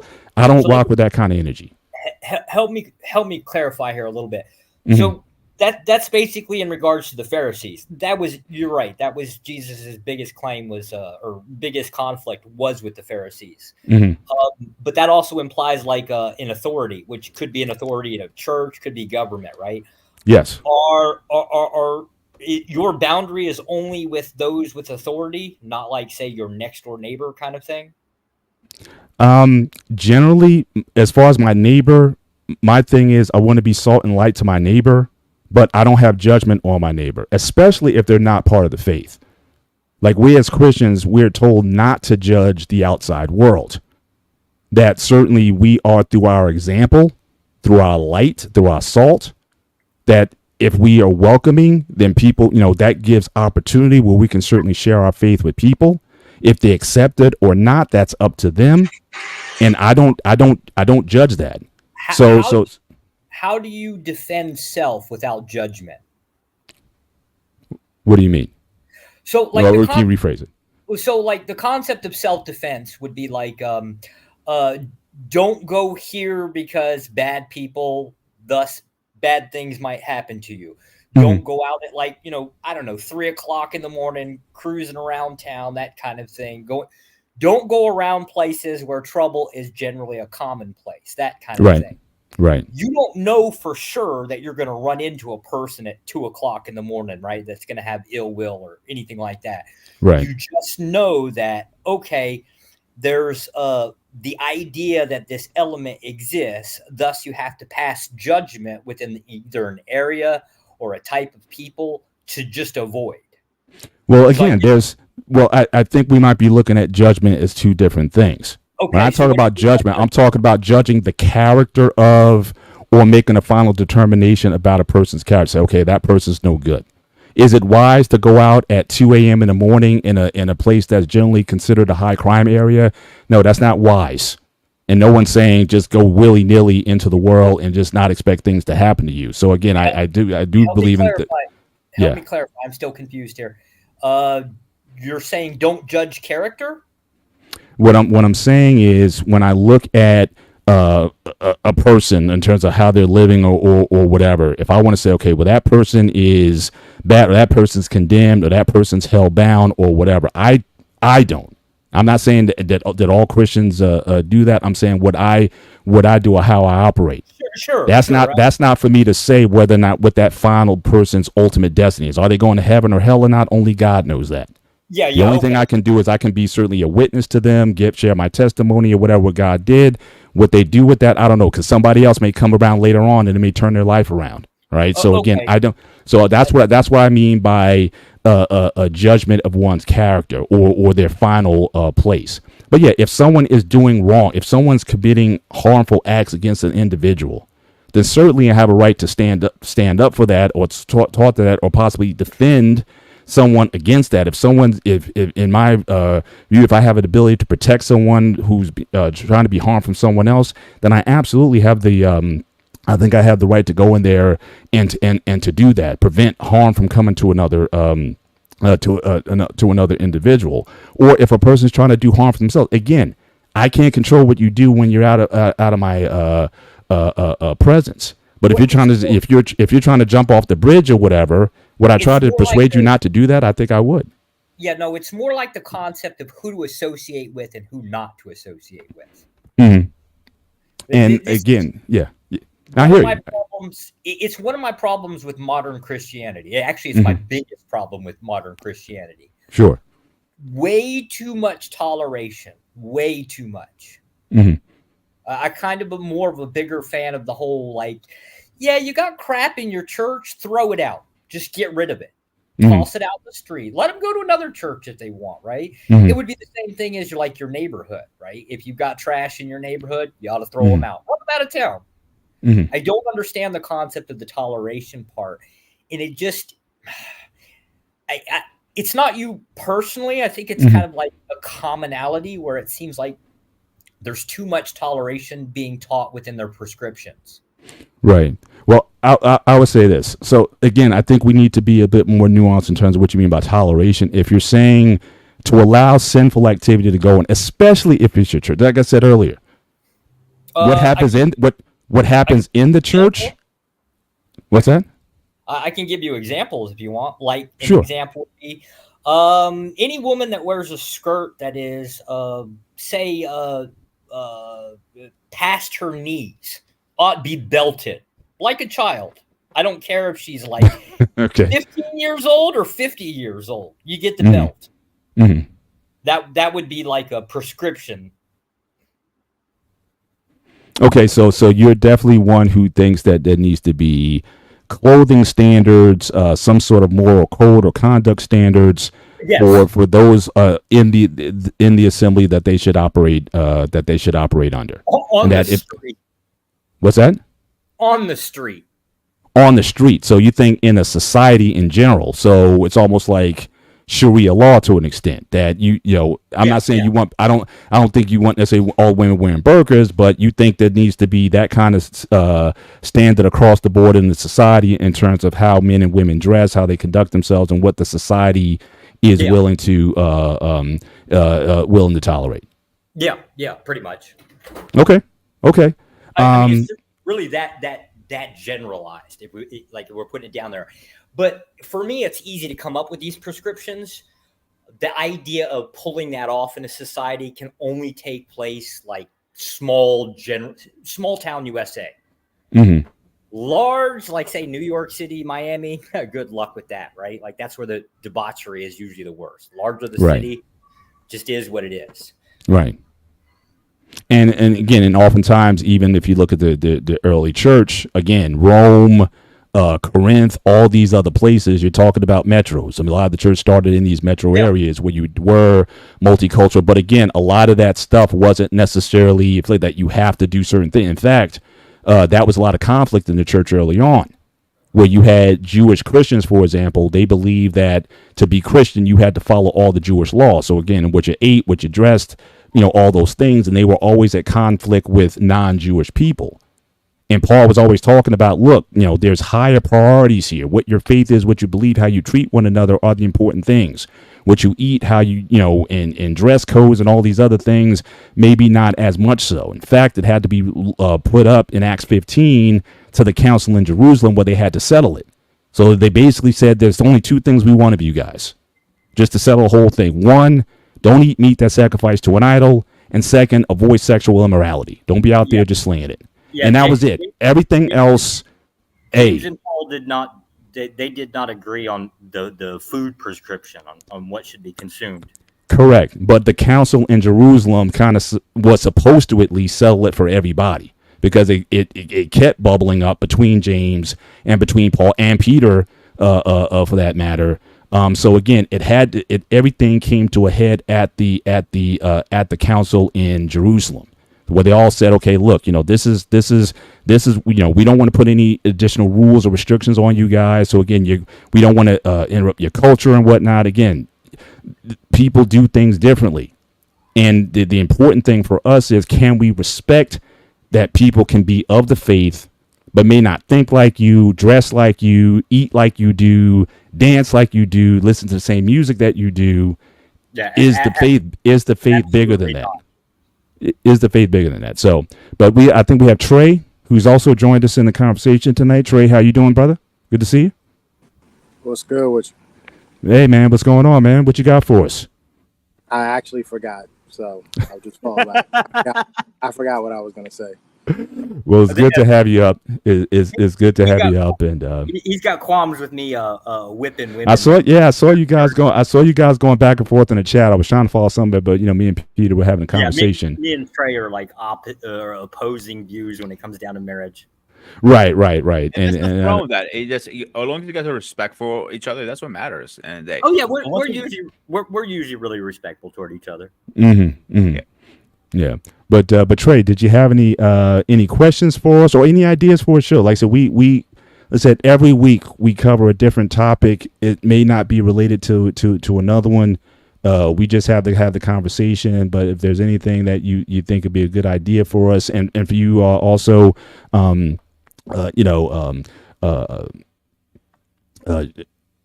I'm having a brain freeze. Right now. Josh. Any suggestions for, we certainly take suggestions for any upcoming content. So, anything you have for us. Okay. I've had qualms with having because I've always been told to have to anytime one of your shows, I got to keep a notepad, right? Which is almost virtually impossible because I move around a lot, right? But I have to keep notes of every little thing and then come back. I get once a month to kind of question some of these things. Mm-hmm. And I usually forget. Right. Bad enough that I forget the notepad half the time. If it helps, we can drop the link towards the end of the show for a few minutes and then come up and ask questions. Just a few, because one of the things that we said when we started the show, we wanted to keep the time respectable, because as we understand that Monday we got work day, we got to get back to the grind, And I've seen a lot of these after hours, once the phone lines go open, the show is twice as long. So, so we never want to be in this situation where we be on for 4 hours a night, because we just don't have that side of time. So again, having the one now, again, if we need to double it up, maybe go to maybe once every 2 weeks, every 3 weeks, so we can certainly increase the frequency if that would help things go. Or we would have to have a hard stop. We may take 1 or 2 people for it and just have a hard stop at, whether it be, we wrapped up the show at 11:30. But we may, if we drop the link, say, okay, we got to have a hard stop at 12 or 12:30 at the max. But so we're amenable to that. Yeah, we can have that conversation off camera, me and you. Yeah, I'd hate to make that suggestion though, just because it's not worth it. Like, you shouldn't have more shows for a Q&A unless you're going to have more often than not have controversial topics, right? Because that's usually when stuff needs to get hammered out and clarified. Right. For me and you, it was the same question. It's basically a modern Christian question. It's just a different viewpoint. It's more like a different way of how to handle crap that goes on in society. Absolutely, indeed. But Trey, I know we had King was on earlier, so you thought we were trying to pressure the brother to get married? No, that was for Lady Naveau in the chat. I have an issue with people when they here's the thing. If you're talking about marriage, then you have to be talking about divorce too. Because one is equal to the other. You have to talk about it. And I don't have a problem with people saying you should get married. I just find it quite funny that those same people that push marriage are mighty quiet if a divorce comes about, and they're never willing to help financially get a lawyer and help the people out. They get mighty quiet. Good point. If you're going to push marriage, then you need to be there in case it actually falls apart. I'm not wishing it a divorce on anybody, but the truth of the matter is that in 2024 and going forward, divorce is a real option for a lot of people. Even in Greece, it is an option. But I'm not denying that one bit. Doesn't that seem like a bad time to join in assistance, right? Like if people are basically they brought up the concept of divorce, right? Wouldn't it seem like more beneficial to start having the conversation of why do you two want to have a divorce? What's the issues going on, right? Why do we just have to accept that and then say, oh, well, I'll help you get a fucking lawyer? Excuse my my point is mind your damn business. That's the point. Give me money, but shut the hell up. See? No. Again, you're not listening. You're hearing what you want to hear. My point is that don't mention it at all if you're not going to assist if it fails. Just don't even talk about it. You don't need to push me. Everybody knows marriage. Everybody knows whether or not it's an option. You don't need to push. You don't need to push it on anybody. I just find it funny that when you do push it, if it fails, y'all get mighty quiet. Yeah, we can agree to not say the word marriage, like you ought get married. I can agree to never say those terms again. If you'll also allow us to agree that we can start using this definition of a whore being anybody with a body count of 1 and not married. Fine. I don't have a problem with that at all. Okay. Great. So don't ever. So who's the whore you're banging? I don't want to hear marriage anymore because I agree. Who's the whore you're banging? I'm not banging anybody, sir. Oh my God! Oh, some virtues. I'm starting to like you, Trey. I really do start to have a lot more. No. You need to loosen up your mask because you're not breathing right. You need to loosen up your mask a little bit and let some oxygen to your brain. You're not breathing right. I'm not on camera. So my point is, and it is the same. It hasn't changed. You push something on somebody, but you don't do it in finality. You don't do the whole part of it. You just say, "Oh, get married." And if that couple in 5 years, what's the average length of a marriage? Anybody know? 7 years. Mm-hmm. If in 7 years they get divorced, which is the average length, where y'all at? Yeah, the 7-year itch was a thing going back all the way to the 20s, right? Yeah. My point is where are y'all at when it fails? The same people pushing marriage seem to go ghost and quiet when it fails. And it's failing at over a 50% clip in the United States. Right. What do you mean going quiet, right? Your idea of assisting people is to help them with legal fees, right? But it's none of anybody's business as to what the hell were they doing within the marriage. Are you a therapist? Are you a therapist? Technically, I have a psych degree. Does that count? No, I'm not a therapist. How long have you been practicing? I'm technically licensed with the state. I guess. How long have you been 17 practicing? years, something like that. You- I'm a so tactician. you've been a licensed I'm a therapist. tactician, not a clinician. Okay, thank you. So my point is, again, when it fails, y'all go quiet. What are you talking about? Go quiet. I just brought up the idea of the concept of why don't you have a conversation? Why do you want the divorce? Why don't you just mind your business? See, and that's the problem right there. It's everybody wants to do what the hell they want to do, regardless. Yes, because you don't pay no bills Okay, for nobody. then we That's can why. basically just You're trash not talk the responsible for debauchery that goes anybody. on. It's not your business. We can You just can't say tell they're you all can't tell me useless what to do people because that you wanna don't pay one quit. bill in my house.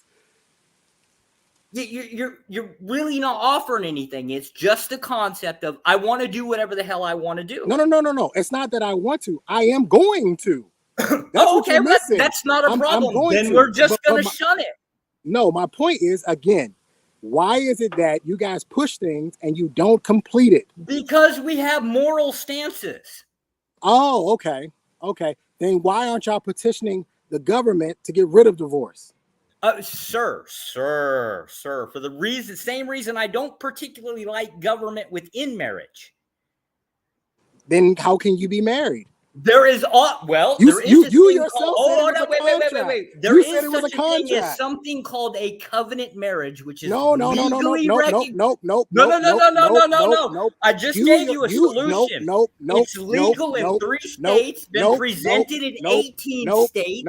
It operates based on that concept of contract. You said it law. was a contract. That's what you wrote. It You is said it was a contract. That's 'Cause what a you- 'cause you- marriage 'cause you- certificate is. Because you likened it to adoption. You said adoption was the same. So you said it's a contract. The contract No, has to you decided to bring in the come through term the family. government. It has to come through the government.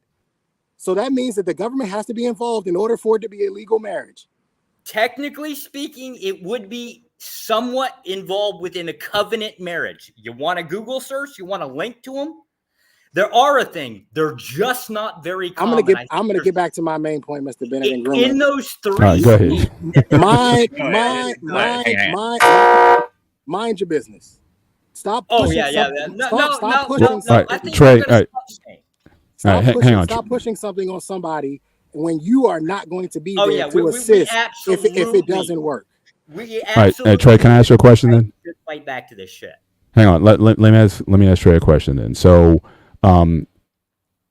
I hear you when you say you're not going to be there at the end, but is there anything that people, let's say, if you're talking in a community, is there anything that people can do in a community to support people getting married? So again, one thing to push people to get married. I got that.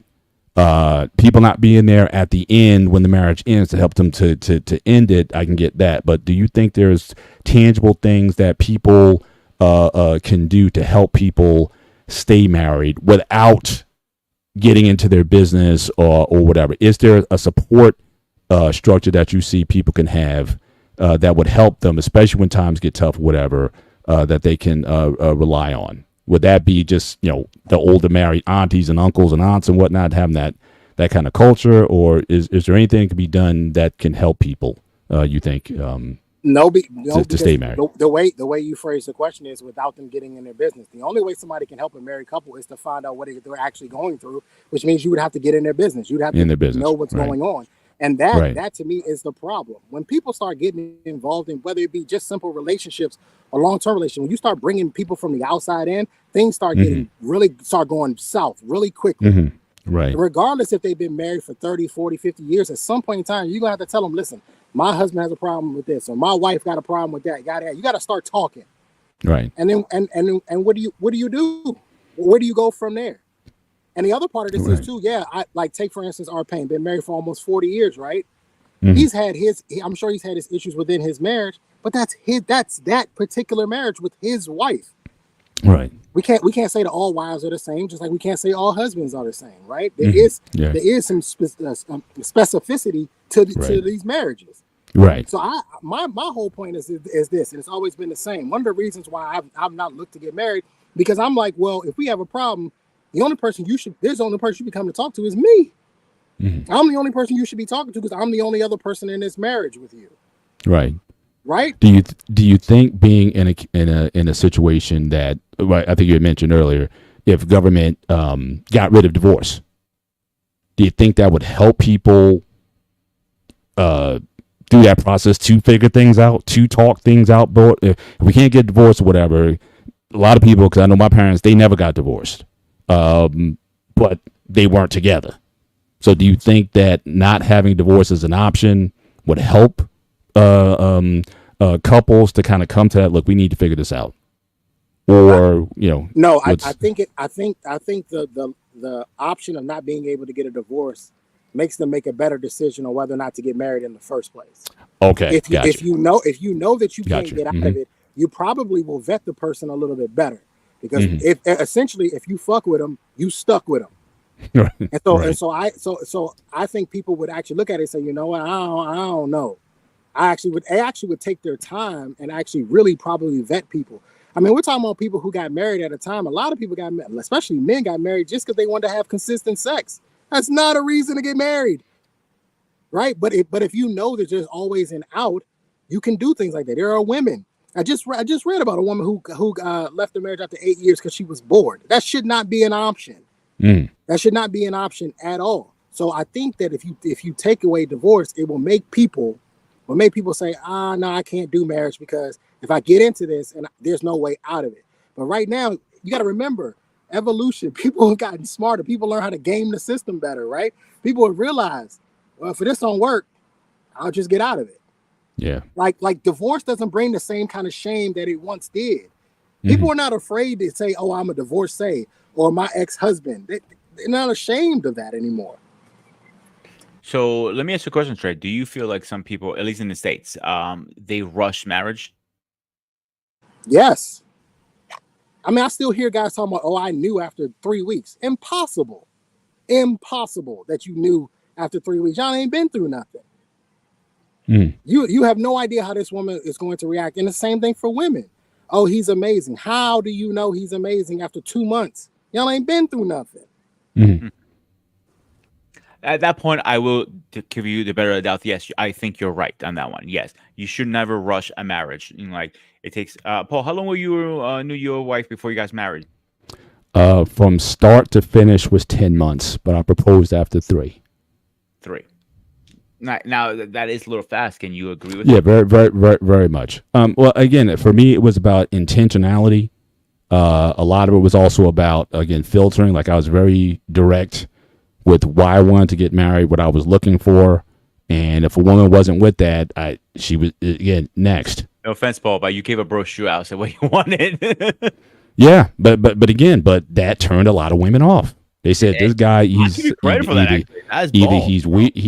weird, he's too ballsy, there's something wrong with him, or whatever. So like that's fine. When my wife took a look at it, she was like, "Oh yeah, I can rock with this. Kind of makes some sense." And then we took the conversation forward from there. Mm-hmm. I set a marriage date within 5 months, give or take. I mean, I could be off by a couple weeks, but it's not abnormal. So, Josh, how long you knew your wife before you proposed to her? About 5 or 6 months. Yeah, and of course we know folks from India. Well, I know Indian culture, they still do arranged marriage. I know there's other culture around where they still do that. Now, again, how healthy those relationships are, I don't know if we can ever, I don't know how that could be quantified. But I know since I work in the IT field, I work with a lot of Indians. I know my one of my best men at my wedding, my groomsman at my wedding, again, he didn't even know who he was going to get married to before he went to India. It was like the final, I think it was down to like the final 2 or 3. And he was going to make a decision there, and basically everything got started there. He kind of came back with her. So, but he left for like 2 or 3 months to kind of work all that stuff out. But I think the culture was such where, again, that's for a long time how they do. Now it's a lot more nuanced, and especially for kids, especially if your kids grew up here in the United States, they're not about that arranged thing at all. So they don't want to be just like from the movie where the father was bringing men over to say, hey, would you like my daughter or whatever. Like the kids, that's like, no, I don't want you in my life like that. I don't want you I'll pick my own partner when I want to. So they are totally against that. If you want a more traditional wife, yeah, you go to India and you do the traditional thing, and those guys, they'll go marry their wives and work out the paperwork a few months later, 6 months later, once the paperwork is worked out. Then they move their wives over here and start their lives here. But those yeah. traditional cultures have less choices, right? Well, I mean, they technically have choices, but they come with really nasty consequences. Mhm. So, like the traditional cultures, it's a very it's socially shameful to be divorced or be a single mom. Of course, mostly follows down on the women in most of the traditional cultures. Like my wife, she's Vietnamese, right? Very traditional. Like the idea of a divorced woman is bad. They that's why the lying concept exists here, right? Like there's a lot of single moms here, like a mess load of them, right? But nobody ever speaks about it openly. It's shameful Yeah. to do so. And Yeah. that's the idea is we in Western society have granted too many choices and we've tolerated too much of it for far too long. Right. Right. The only, But I guess only the question I'm having for the future, I think I led with that earlier, is how long will these traditional cultures, how would they last with globalization, with influence? And again, it seems to be a trend. I don't have exact numbers on this, but it seems like the more advanced or developed the nation becomes, feminism. Well, yeah. I can answer some of it. So like in Southeast Asia, feminism arrived here roughly about 7-8 years ago. Mhm. I'd say it's about 2 years before I popped in. So the idea of like individuality, that kind of thing, started getting promoted socially, I guess. It'll have like 50 years to go before it'll ever catch up with, like, say, the U.S. But Right, socially right. speaking. But like the idea that it has arrived, it's too late. It's already been here. Right. So I'm saying, so in 50 years, we'll be telling the same, we'll be telling, a similar tale of what happened here or in Europe, or like I said, in Asia. Look at what happened in China. You look at what happened with what's happening in Japan right now with the low birth rates or whatnot. It just seems like birth rate, as the society advances, the birth rates and the family things seem to go down. The birth rates are probably not it's not a fair concept to just about any point. Globally speaking, birth rates are down. You take a dart, throw it at a map, pick a country. You're 95, 96% going to come across the country with lower birth rates. It just is what it is. Some are worse than others. Yeah. Lots of things cause that. Gotcha.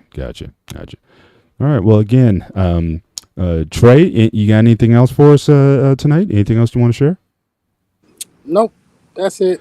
Other than Grumman saying the stats, he don't care what the stats say. I got a question for Trey though. Counsel, without people getting in your business, right? How do you obtain counsel from, say, friends, family, that kind of thing? You don't. Holy crap. Well, I think now, Trey, if I understand you correctly, then you're saying, well, his point was friends and family. You don't go to friends and family for counsel. If you want counsel, you actually go to professional counselors. Is that your main position? If you so choose, I wouldn't go to them either. Okay. I'm going to push back on that. I disagree with you. You go to whatever deity you believe in. And then you go to what? The deity that you whatever believe in. God you believe in. So you want to then you work it out amongst the two of you. I'm very serious about this because I've had this happen in relationships in the past. Once you step out and start talking about your relationship to other people, it gets messy. It is not your mama's business, your friend's business, your cousin business, your auntie.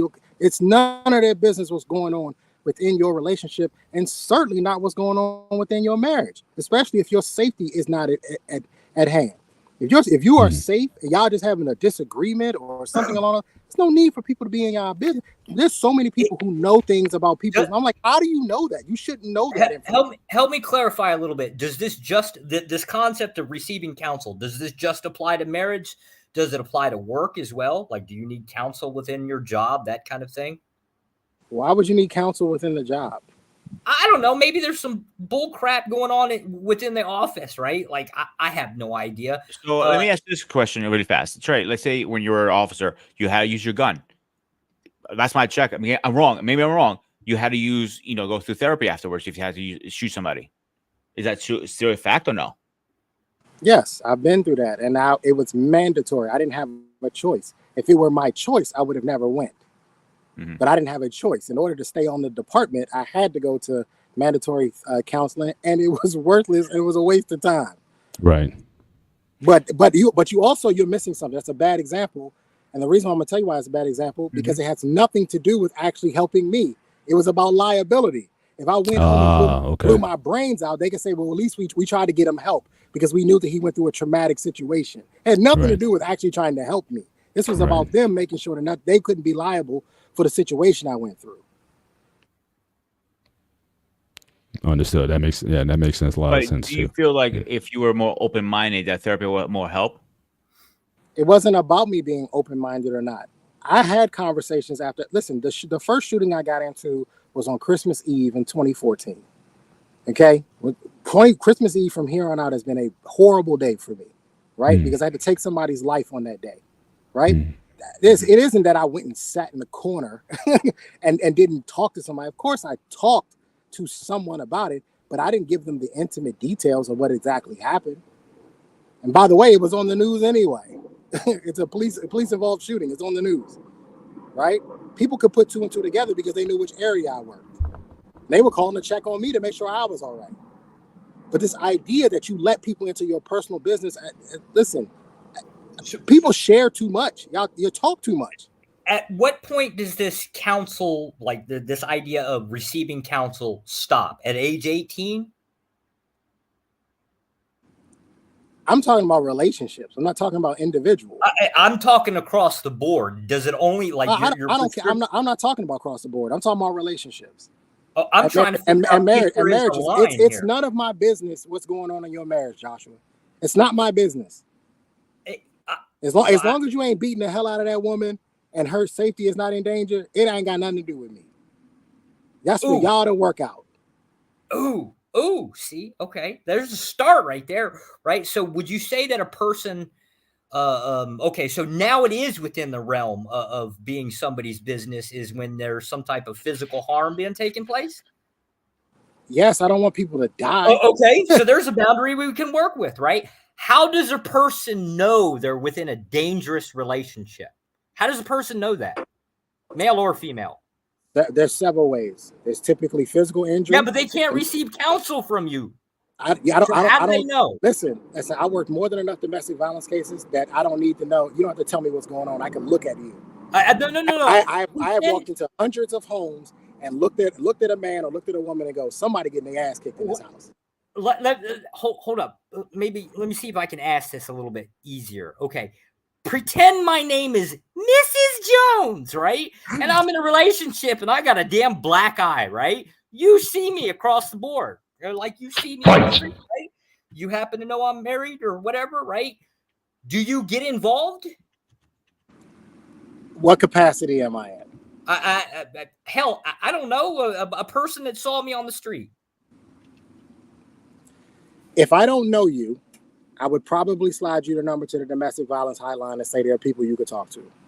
Right. And I would keep it moving. Keep it moving. And I would keep it moving. But okay, so that's your business, but nothing else. That's it. Damn. So this is why I'm a big fan of like the tossing the trash out of your neighborhood, tossing the trash out of your church, tossing the trash out of your community. Like this is why I'm a big fan of this, is because the idea, there's some things he said that's probably not wrong. We just went a different way within society. We started allowing too much debauchery within our communities. We didn't keep it clean, and that's probably why Trey, were you city or county? It's not city or county. It's considered a republic, technically. Okay. I didn't work for a state. Okay. Anyways, so like I would understand why he would. So as a Leo, you kind of run into the worst of the worst, like 24/7. Nobody calls the cops to say happy birthday, right? They call the cops because there's a problem, right? You come into this problem, you start to see the nastiness that comes in with the society. We haven't cleaned up our societies. We just we start getting more and more tolerant of worse and worse things. Every generation is just going to get worse, and it's because we don't clean it up. So I can understand the concept of why he wouldn't want people within, I guess, receive counsel. But I'm on the other end of the spectrum, right? I am surrounded by generally, a huge number of good people. As an atheist, I mostly hang out with Christians. I've got more in common with them than anything else, right? At least traditionally speaking, right? So I'm a real big fan of a very strict church, right? I'll damn sure call up and ask for counsel. What am I doing wrong? What am I not seeing? Right. But I don't go into anything thinking I understand everything. I mean, I'm like 40, right? I've only been married 6 or 7 years. I kind of expect I'm going to run into a lot of stuff I've never seen or heard about before. Right. Got to learn from somewhere. I'm going to learn from, I assume, people that are going to want me to remain married. Right. Same thing. I would, receive counsel from people within my job. I'm a federal officer. I would want to, receive counsel from people that would generally want me to maintain my job. Same thing with family. I generally associate with people that have families because, well, I got a 5-year-old, right? I got to raise my own. I don't know what I'm doing. They don't pop out with instruction manuals. You got to figure it out as you go, and you learn that from other people. Okay. You say all that to say what? The concept is I'm on the opposite end of the spectrum. I do believe in the idea. Well, then seek counsel. But you cannot complain if it gets messy and people are in your business and people know things and people start making judgments about you because they know too much. You can't care about the judgments. That's the whole point. If you're going to receive counsel, you're going to get judged. You do care about the judgment because you choose who you pick for counseling wisely. People very rarely pick counseling. People very rarely pick the counseling that's honest, that's truthful, and that will make them feel like give them honor. They pick the counseling that'll make them feel. No. People pick counseling based off of what they want to hear. I want the advice that I want, right? Exactly. I'm opposed to the concept of anything that anybody freaking wants, right? I'm not a big fan of choice. I'm an authoritarian. We wouldn't have any of these problems if people would mind their damn business. That's my point. Well, Joshua, I would say this, and again, we're coming on towards the end of the show. You led early when you came on. You talked about, again, the wisdom of going into an area that might be unsafe, or how can you not judge a situation if you don't go into something. I think what you're calling for, from what I hear what Trey was saying, there's going to be inherent risk. So whether you decide to go out at 2 a.m. To a place you don't know if it's safe or not. I think maybe what Trey is saying is maybe, when you seek counsel of others outside of your marriage, you may be incurring similar risks. Either way, you need to use some wisdom in terms of whether or not you make that decision or not. But you do open yourself up to some risk. But in your case, you may think it's worth it to do so. So everyone has to make their own choice there, in that if you decide to seek counsel or not, just understand, the risks that come with that. So I think, that might be the ball I might want to put on this part of the conversation. Peter, you have anything to wrap this up on this end? I think we need a full show to talk about it a little more in detail, to be honest with you. We could. They have both good points on it, and I respect both points. I have my opinion. You have your opinion. I think we can invite, maybe do all four of us going to have a healthy, respectful. I mean that for I said a reason like that conversation. I'm not saying they're not having respectful. I'm just saying I'm gonna make clear, whoever is watching, who's maybe come on or something like that, or make comments, we have to be respectful at the end of the day. Both of them have good points, I think. But there are also some points there some agree disagree. So I'm okay having this full conversation. Episode. Absolutely. Just want to acknowledge that. Trey, that was respectful. Sorry. Okay. Just want to acknowledge some people in the chat here again. So we had the Wife School, Marriage, Politics, and Sport. Our guy Arpain. Thank you for joining us tonight. A-Team 3307. Thank you for stopping through tonight.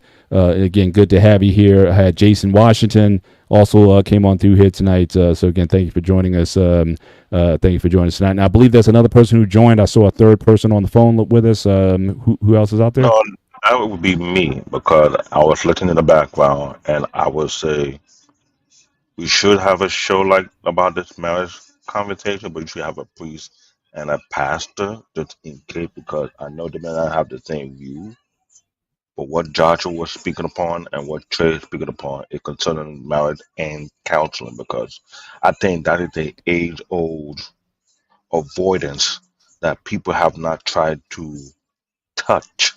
Mhm. Because Trey have an excellent point what he was saying because I will almost completely agree, but at the same token, what Joshua point out, for those who are new to the term marriage, don't know what to do, they will seek for counseling to get the right direction to maintain their marriage. Now, our Payne did put an excellent point saying that he didn't get counseling, but he came from a different era compared to our today's era. So this is something I think it might be a two-part show because this is not no regular brush over topic, Mhm. but and hear from their debate and their case that this is something very, very touchy. Because there are people Gotcha. like Trey who felt the same way about not putting their relationship or marriage out there for people to talk about when you go to counseling because you feel like it's taking a risk. And that Like is David, genuine. I'll give you this example. When I need advice in a relationship, I go to my best friend because he had one of the best marriages, second to Paul's. Even when I reach out to him sometimes, I get his advice too. So I don't think it's wrong reaching out for advice. That's my personal opinion. So I don't look at people getting my business because I'm open. At least I know Paul very well at this point. If I tell him something about, okay, I'm having issues with my girlfriend, my wife, my fiance, whatever, and I explain to him, this is going on X, Y, and Z, I know he's going to keep it to himself. He's not going to spread it through the whole BMU family, for example. You know what I'm saying? Mhm. Yeah. Well, like I said, that's But just wisdom again. It's understanding that again, who you're going to be opening up yourself up to. If you got to go into dangerous places or make yourself vulnerable, who to do that with. And so I think that's something that I don't think there's an absolute answer on when to do it and when not to do it. and But just be ready to deal with the consequences if it goes badly. But again, sometimes it's worth the risk, especially if you find yourself in a different situation. and you are correct. Look, I'm looking at the way Joshua and Trey did expose a severe gray area concerning marriage and counseling because listen to their argument and me being working in the church before the past, I can see that gray area that have not been touched. Yeah. No one have not even ventured to that arena trying to dig deep concerning Right. why it is what One it is. thing I will say is marriage is on a low right now. People are getting less married because when God forbid that they does. That's what I don't like about it right now is people saying, well, I don't want to get married because what if I do get divorced? I don't want to go through all the messiness. Like you're already doing a relationship in the marriage before it even starts by saying that.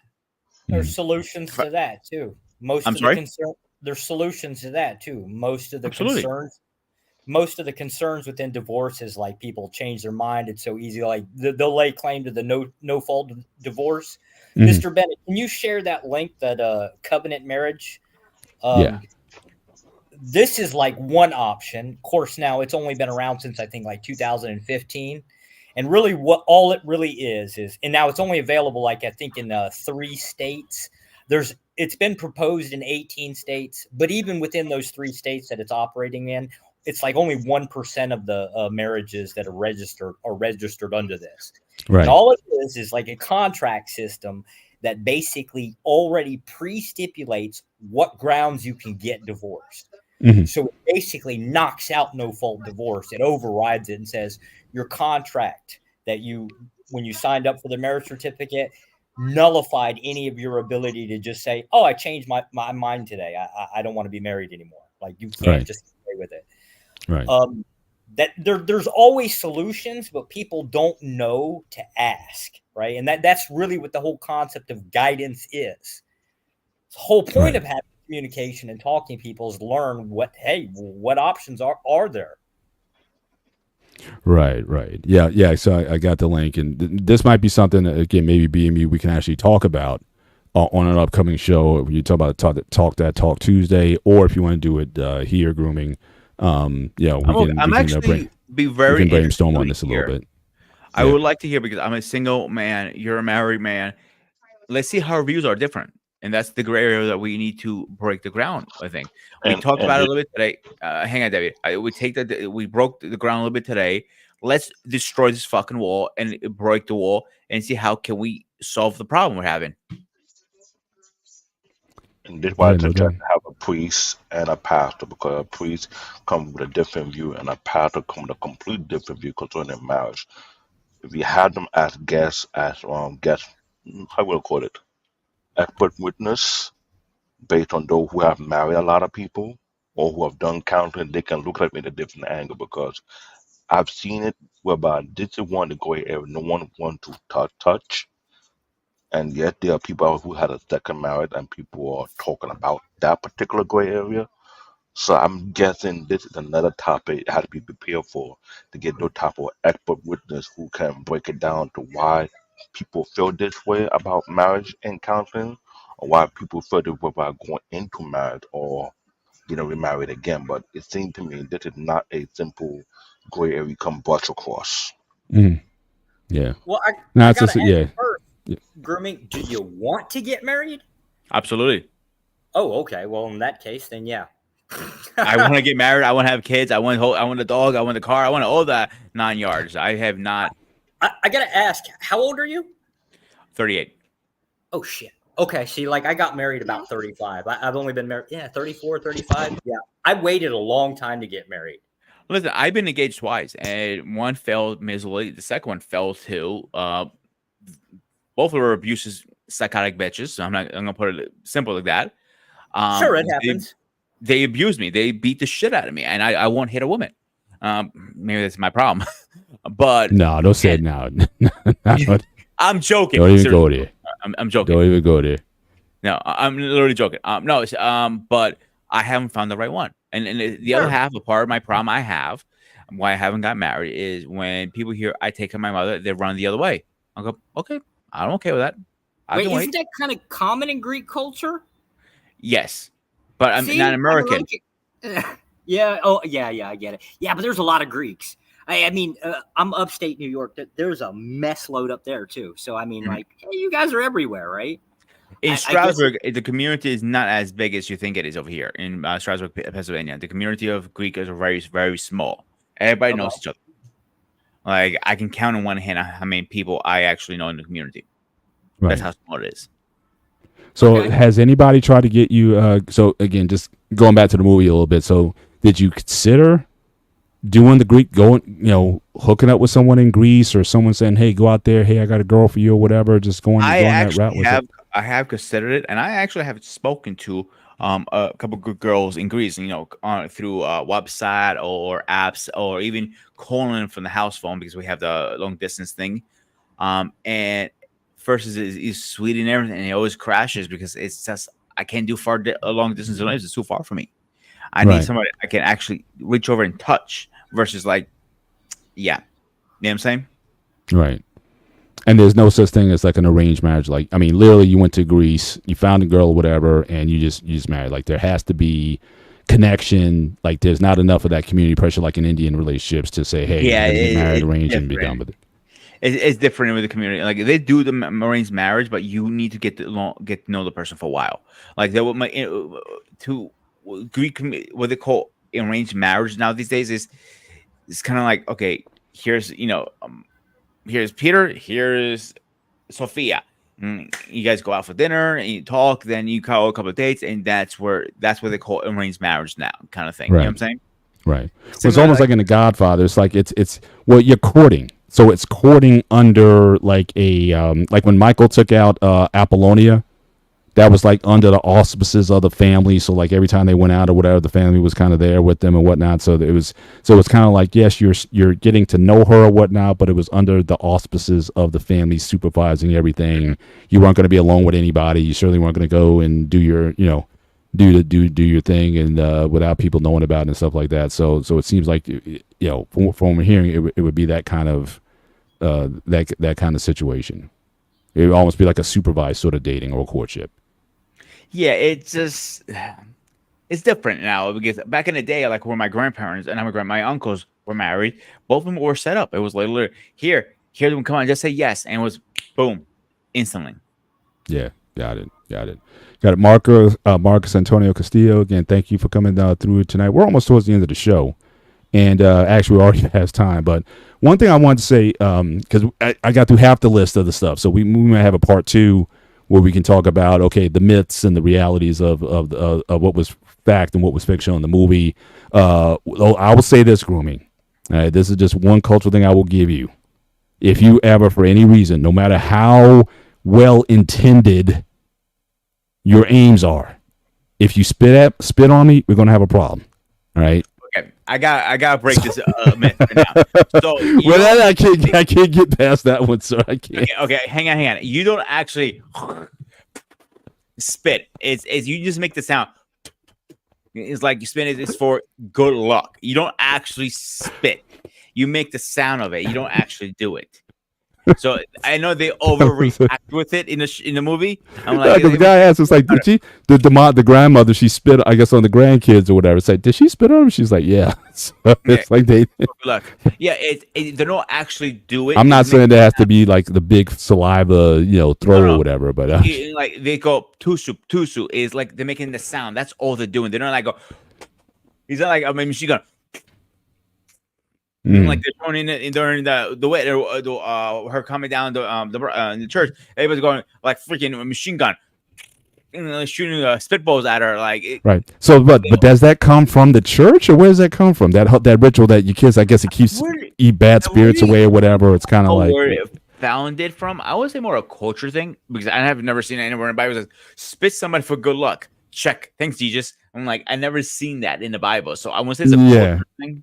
Yeah. So evil eye, that's a culture thing too, and it's less of a little bit of a what's called it, like I'm trying to think another a good one. Goboloy, the toy that is called stretch beads in English. I don't have it right now. I usually have it around me all the time. Right. It's something. It's a culture thing. Like people, I always have mine in my pocket, and people are like, "Why do you carry beads? Look, they're not beads. They're stretch beads. Like when you're stressed out, you play with them, so you don't get stressed out." Right. And people look at me like, "That's weird." I'm like, "No, it's not, because that's how my culture is." Gotcha. Second thing is, I noticed in the wedding itself, they played the traditional wedding march, and I wasn't sure if that's like a Greek American thing, or is different music played in Greece, or is music played at all during the wedding processional. So I was a little surprised to see that. Whether or not that is actually something that happens. They did the Here Comes the Bride and then the bridal processional afterwards or whatnot. I wasn't expecting to see that, since especially I thought they paid a lot of attention to the Orthodox service. So when the guy was baptized and he went in the water 7 times, and then, the service itself or whatnot, they seem to treat that with a lot of respect. But then when I heard the traditional wedding march, I was like, oh, that's I was with maybe another kind of music, or maybe some sort of cantor or someone like that. A first dance song kind of thing. I just remember what it is off my head, to be honest, because I haven't been to a Greek wedding in a while, to be honest. So it is a song out there saying a Greek dance song. And then they have the regular, the father versus the father and the daughter, I believe, and then the mother and son, and something like that. I can't remember what's. Yeah, that's a traditional. Yeah, that's pretty common. But I just thought that in a Greek wedding, hearing those traditional dun dun dun dun, I didn't think I would necessarily see a Greek American wedding. Yeah, but I don't know. Like in Greece, when people get married in Greece, are they playing the traditional wedding march music there, or is it totally? So that seems to be. So that might be a global thing. Then I thought that was purely like an American. The only what we do after the wedding, we don't do bubbles. We do rice. So that's the thing. There was no rice. That was one of my notes. When they came out of the church and got into the limo and drove away, there was nobody outside throwing the rice or anything. They did the thing where they're wearing the things on the heads that we talked about on the show. They did all that, but there was no rice being thrown or anything outside. So I was curious about that. I guess I think it's more what I was told. I'm not sure this is how true this is. In the States, we're not allowed to throw rice at weddings because birds used to eat them and kind of blew up in it. But I was 20. But again, the movie was 20 years ago, so that might be. I think that's something that's relatively recent as far as if that rule is in place. But I knew that as a kid back in the day. Yeah, I remember the first wedding I went to. I was in my 18, 21 years around there age. Right. and it was like no rice, and like I want to chuck rice at the goddamn fucking bride in a room. Like Right. that's like you go at it. You know what I'm saying? Right. But right. I got in so much trouble at my wedding. My wife's For what? Vietnamese. Well, my wife's Vietnamese. They're rice farmers. I threw some rice Right. at her. Oh shit!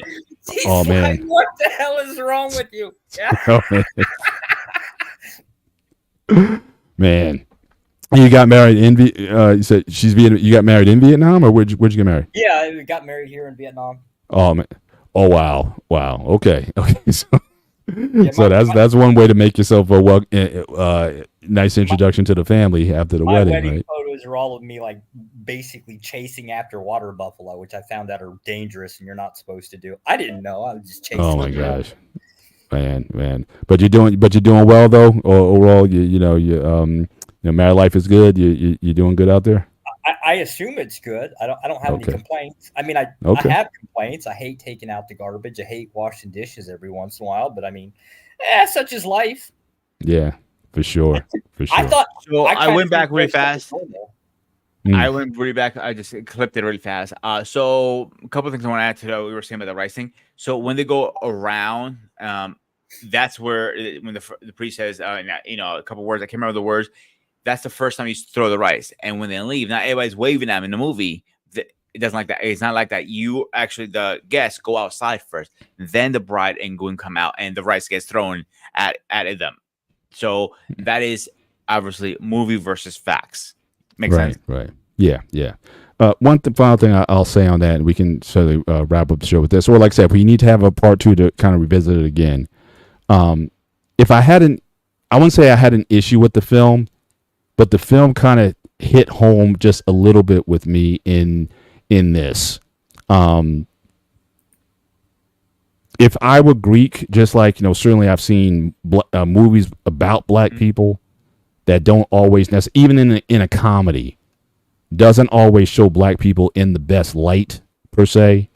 I could see myself, if I were a Greek person, having some issue with some of the portrayals of Greek people. I didn't think that they showed Greek people as being in some ways intelligent. When the guy said when it came out he's a vegetarian, and then the aunt said, "Oh, don't worry, I'll make you lamb." He doesn't eat beef. Oh, no problem. I'll make you lamb. Or just those kind of things, like the people, like, again, they're passionate people. They're very, much about their culture and family and pride and everything. But it just seems like they were a little bit, with the exception of the main character in the film, everybody was a little bit backward, so to speak. And I don't know if that necessarily was the best representation of it. But you being a Greek person, did you notice any of that in the film? And then my last point is, again, my thing is, marry who you love, regardless or whatever, find compatibility. I just thought that the portrayal of Greek men in the movie, again, wasn't the best. When all those men came over that the father was inviting over, it was like, you mean to tell me that she can't find a suitable Greek man to marry, but she had to marry the waspy person? No offense to Joshua or anybody else. Damn. But there have been a lot of movies that have been out there where it's like you have the white savior kind of complex. It's like the waspy person who comes in, and that person's like the prince on the horse, but you couldn't find a Greek person. Or what if the person was black? Because the father made a big thing about him not being Greek. Okay, if you want to go all out, then why not make it a black person then, or a Vietnamese person, or some other type of person? But it just seems like the it's always in a lot of these Hollywood films, the waspy guy is considered like the top of the Prince Charming, all those tropes from back in the day. It seems like that's the guy who she ultimately wound up with. But the Greek men were almost like they're not good enough somehow. And I just kind of got that because I've seen that in a lot of black films. And I don't know, from your ethnic perspective, did you sense any of that, or would you understand? I really didn't get offended because I was very young when the movie came out. That was one of the very few movies my mother my mother, my father, all three went to the movies, because my mother is not really a movie person. She likes sitting at home watching movies. She always been like that. So seeing my mom literally laugh her ass off in a movie theater, Mm. the only time I seen her laugh in a movie theater, I was like, wow, Okay. I was Right. happy about it. So the only point I will say, if you know Greeks, we're pranksters. We prank the shit out of you. There are a lot of porns and movies. He made jokes like, "How do you say thank you?" Exoravizia. You have nice boobs. And like that's and everything was wrong. That's it. Yeah. Never, that's the point about it. Never any questions or what. The fact I'm even scared of you sometimes. I'd rather Google it than ask you how do you say something. I would never do that to you because what I would do. I'll tell you right now. If I was trying to prank you, I wouldn't tell you to say something. No. That's too easy. She has nice boobs. Wait. This is what I would do. I've done this too. According to a few friend of mine. So take the little poppers you have a kid. Yeah. Put poppers under the toilet seat. Like, where's the bathroom? Oh yeah, it's right on the corner. And you sit up. Oh, you're gonna shit your fucking pants fast. Man, I'll do that'd that. be brutal. So let me take a shot at this question, right? So like Yeah. the question really revolves around the idea of like basically I hate to use the word kind, but people marrying of their own kind, aka the Vietnamese the Greeks marrying the Greeks. Not so much that, but more so again the portrayal of the Greek men in the film. That's all movies do that, right? Like movies aren't really documentaries; they're designed for entertainment. They usually go against the normality because that's the entertainment value of it. That's the special. The reality is well, most black people marry other black people. Right. Most Greeks marry other Greeks. Most Vietnamese marry other Vietnamese. Hell, I guess on my mom's side of the family is Italian and German. I don't know what the hell we're supposed to do. I don't speak a word of damn German. I don't know. Right. So it's like I don't know. Me, I'd be a Heinz 57 anyways. I wouldn't know where I'd fit in anyway. Same one here. way or the other. Right. It is what it is. But the reality is most people do, right? Yeah. If you're looking at like traditional weddings, why don't you ask him about crowns and making the bed? These are two Greek traditions within weddings. Ask him about those. Like, ask him about the traditions. Gotcha. All right, so we're gonna have to have that forward. That'll be our next show on weddings.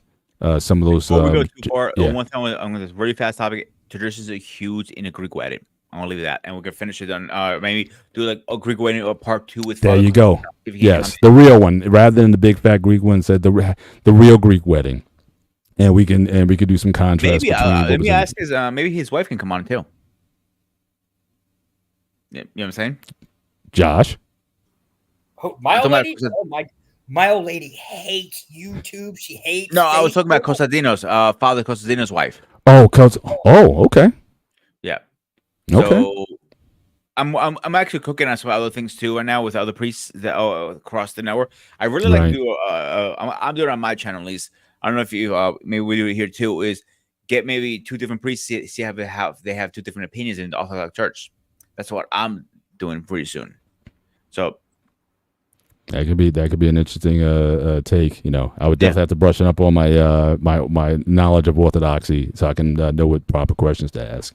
But yeah, that could certainly be. But now, and I'm assuming that there are, divisions or differences of opinion when it comes to certain Orthodox teachings and whatnot. So yeah, I know there are different divisions of Orthodoxy across the board.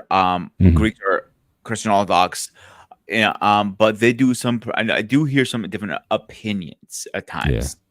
Yeah. So for real, yep. Yeah, that could be. Yep. So we can go into the, going definitely into the deep waters. But Joshua, anything like says we wrap up the show. Again, thank you again for coming on and entertaining. But I really appreciate you, especially in the chat. Anytime you're in the chat, you always bring good opinions, good thought provoking opinions in the chat. So really appreciate being a part of it and that you find us valuable to be listening to and watching. So I really appreciate you being here. But any final things you want to say before we end the show? No, not much. I get questions. It's just crap. The chat is not fair, right? Like that's usually like the only place that I really blow a lot of smoke when it really comes down to is I'm always wanting more clarity. I know there's something I don't understand, and so like I'd kill to be able to ask questions, but it's just one guy, right? Like that doesn't understand something, so it's kind of a little unfair for me to want to butt in and get in there, but. That's really my only gripe with your show is I can't get clarity. Stuff goes by too fast right before somebody gets it. I hear you. I'll try to get better spot on with my questions. Absolutely. And you can certainly go back. I mean, all the shows are maintained on the BMU network, so you can go back and look under the live. So go to the BMU network, go into lives. You can go back and watch, segments of the show and whatnot, and certainly anything you want to bring up. How much do you think I have? I said I didn't say you had to watch the whole stream, but look, there might be a show that covers a certain topic or whatever. You can scroll that screen left or right. You can do that too. Yeah, if you have free, when you do have free time, like it's probably always, you can always email one of us. Or I have, I have a fan Facebook. I have a personal Facebook. We can reach out to us. We can, if you can't do it on a show, you can always reach out to us. I don't have a Facebook. I don't have an Instagram. I got you. None of that. Right. You don't have an email? I've got an email that I got here. I'll drop that in the back chat. Yeah, drop it in the back. We'll make sure to take it down before the show is out. Also, keep in mind, Grooming also simulcasts the show on his channel. And Grooming, he does a good job of having. He posts little snippets, little shorts. He's real good at capturing shorts and putting those on this channel for daily content. So that's a good way to rather than listen to a whole 2-hour show or whatever, you can certainly go there and take a look at some of the content that he's posting on his channel, Grooming and Reviews 101, and that'll give you, that can give you some information as well. But definitely, we got your information here. I got your email address, and I'll forward you mine also. And we'll definitely keep in contact. And but again, we certainly appreciate you being on with us tonight. Just, I would definitely email you myself so you have my info too, so we can keep in contact. Maybe we can bring you on one of our shows as a guest. Or if I also how about a show all about Josh? How about that? I am not an interesting enough person to have a show. It's the reason why I'm not a student.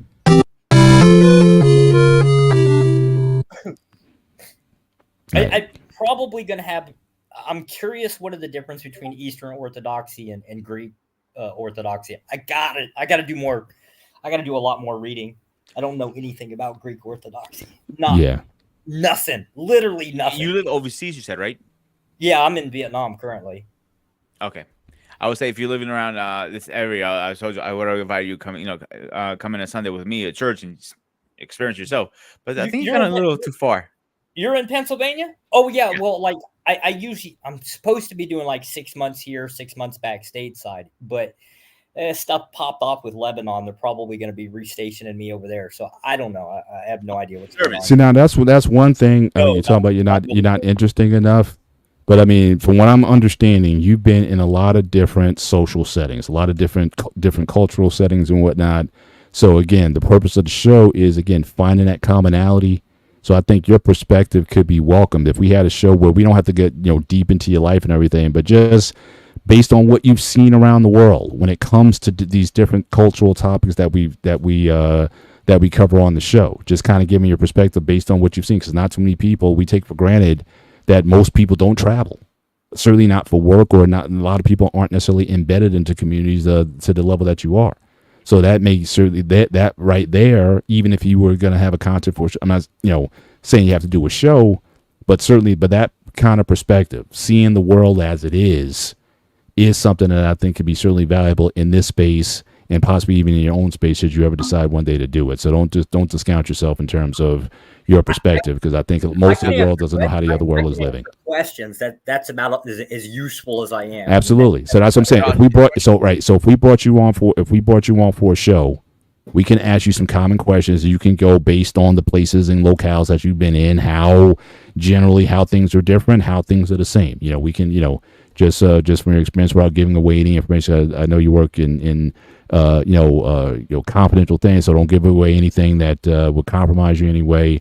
But certainly just seeing the world from different perspectives. That's the global banners that we play on our intro and whatnot. We want to understand more than just from a Black American and Greek American perspective. We like to see more. One day we'd love to have it. We have like an international panel on people from all over the place.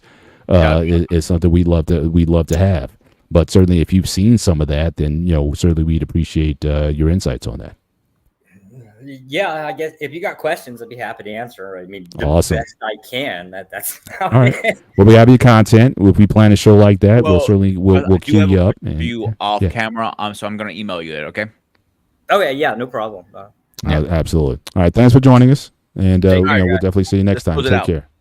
All right. So, grooming. Any last words before we close the show? Look out for more shows coming in the future on my channel. Absolutely. I know.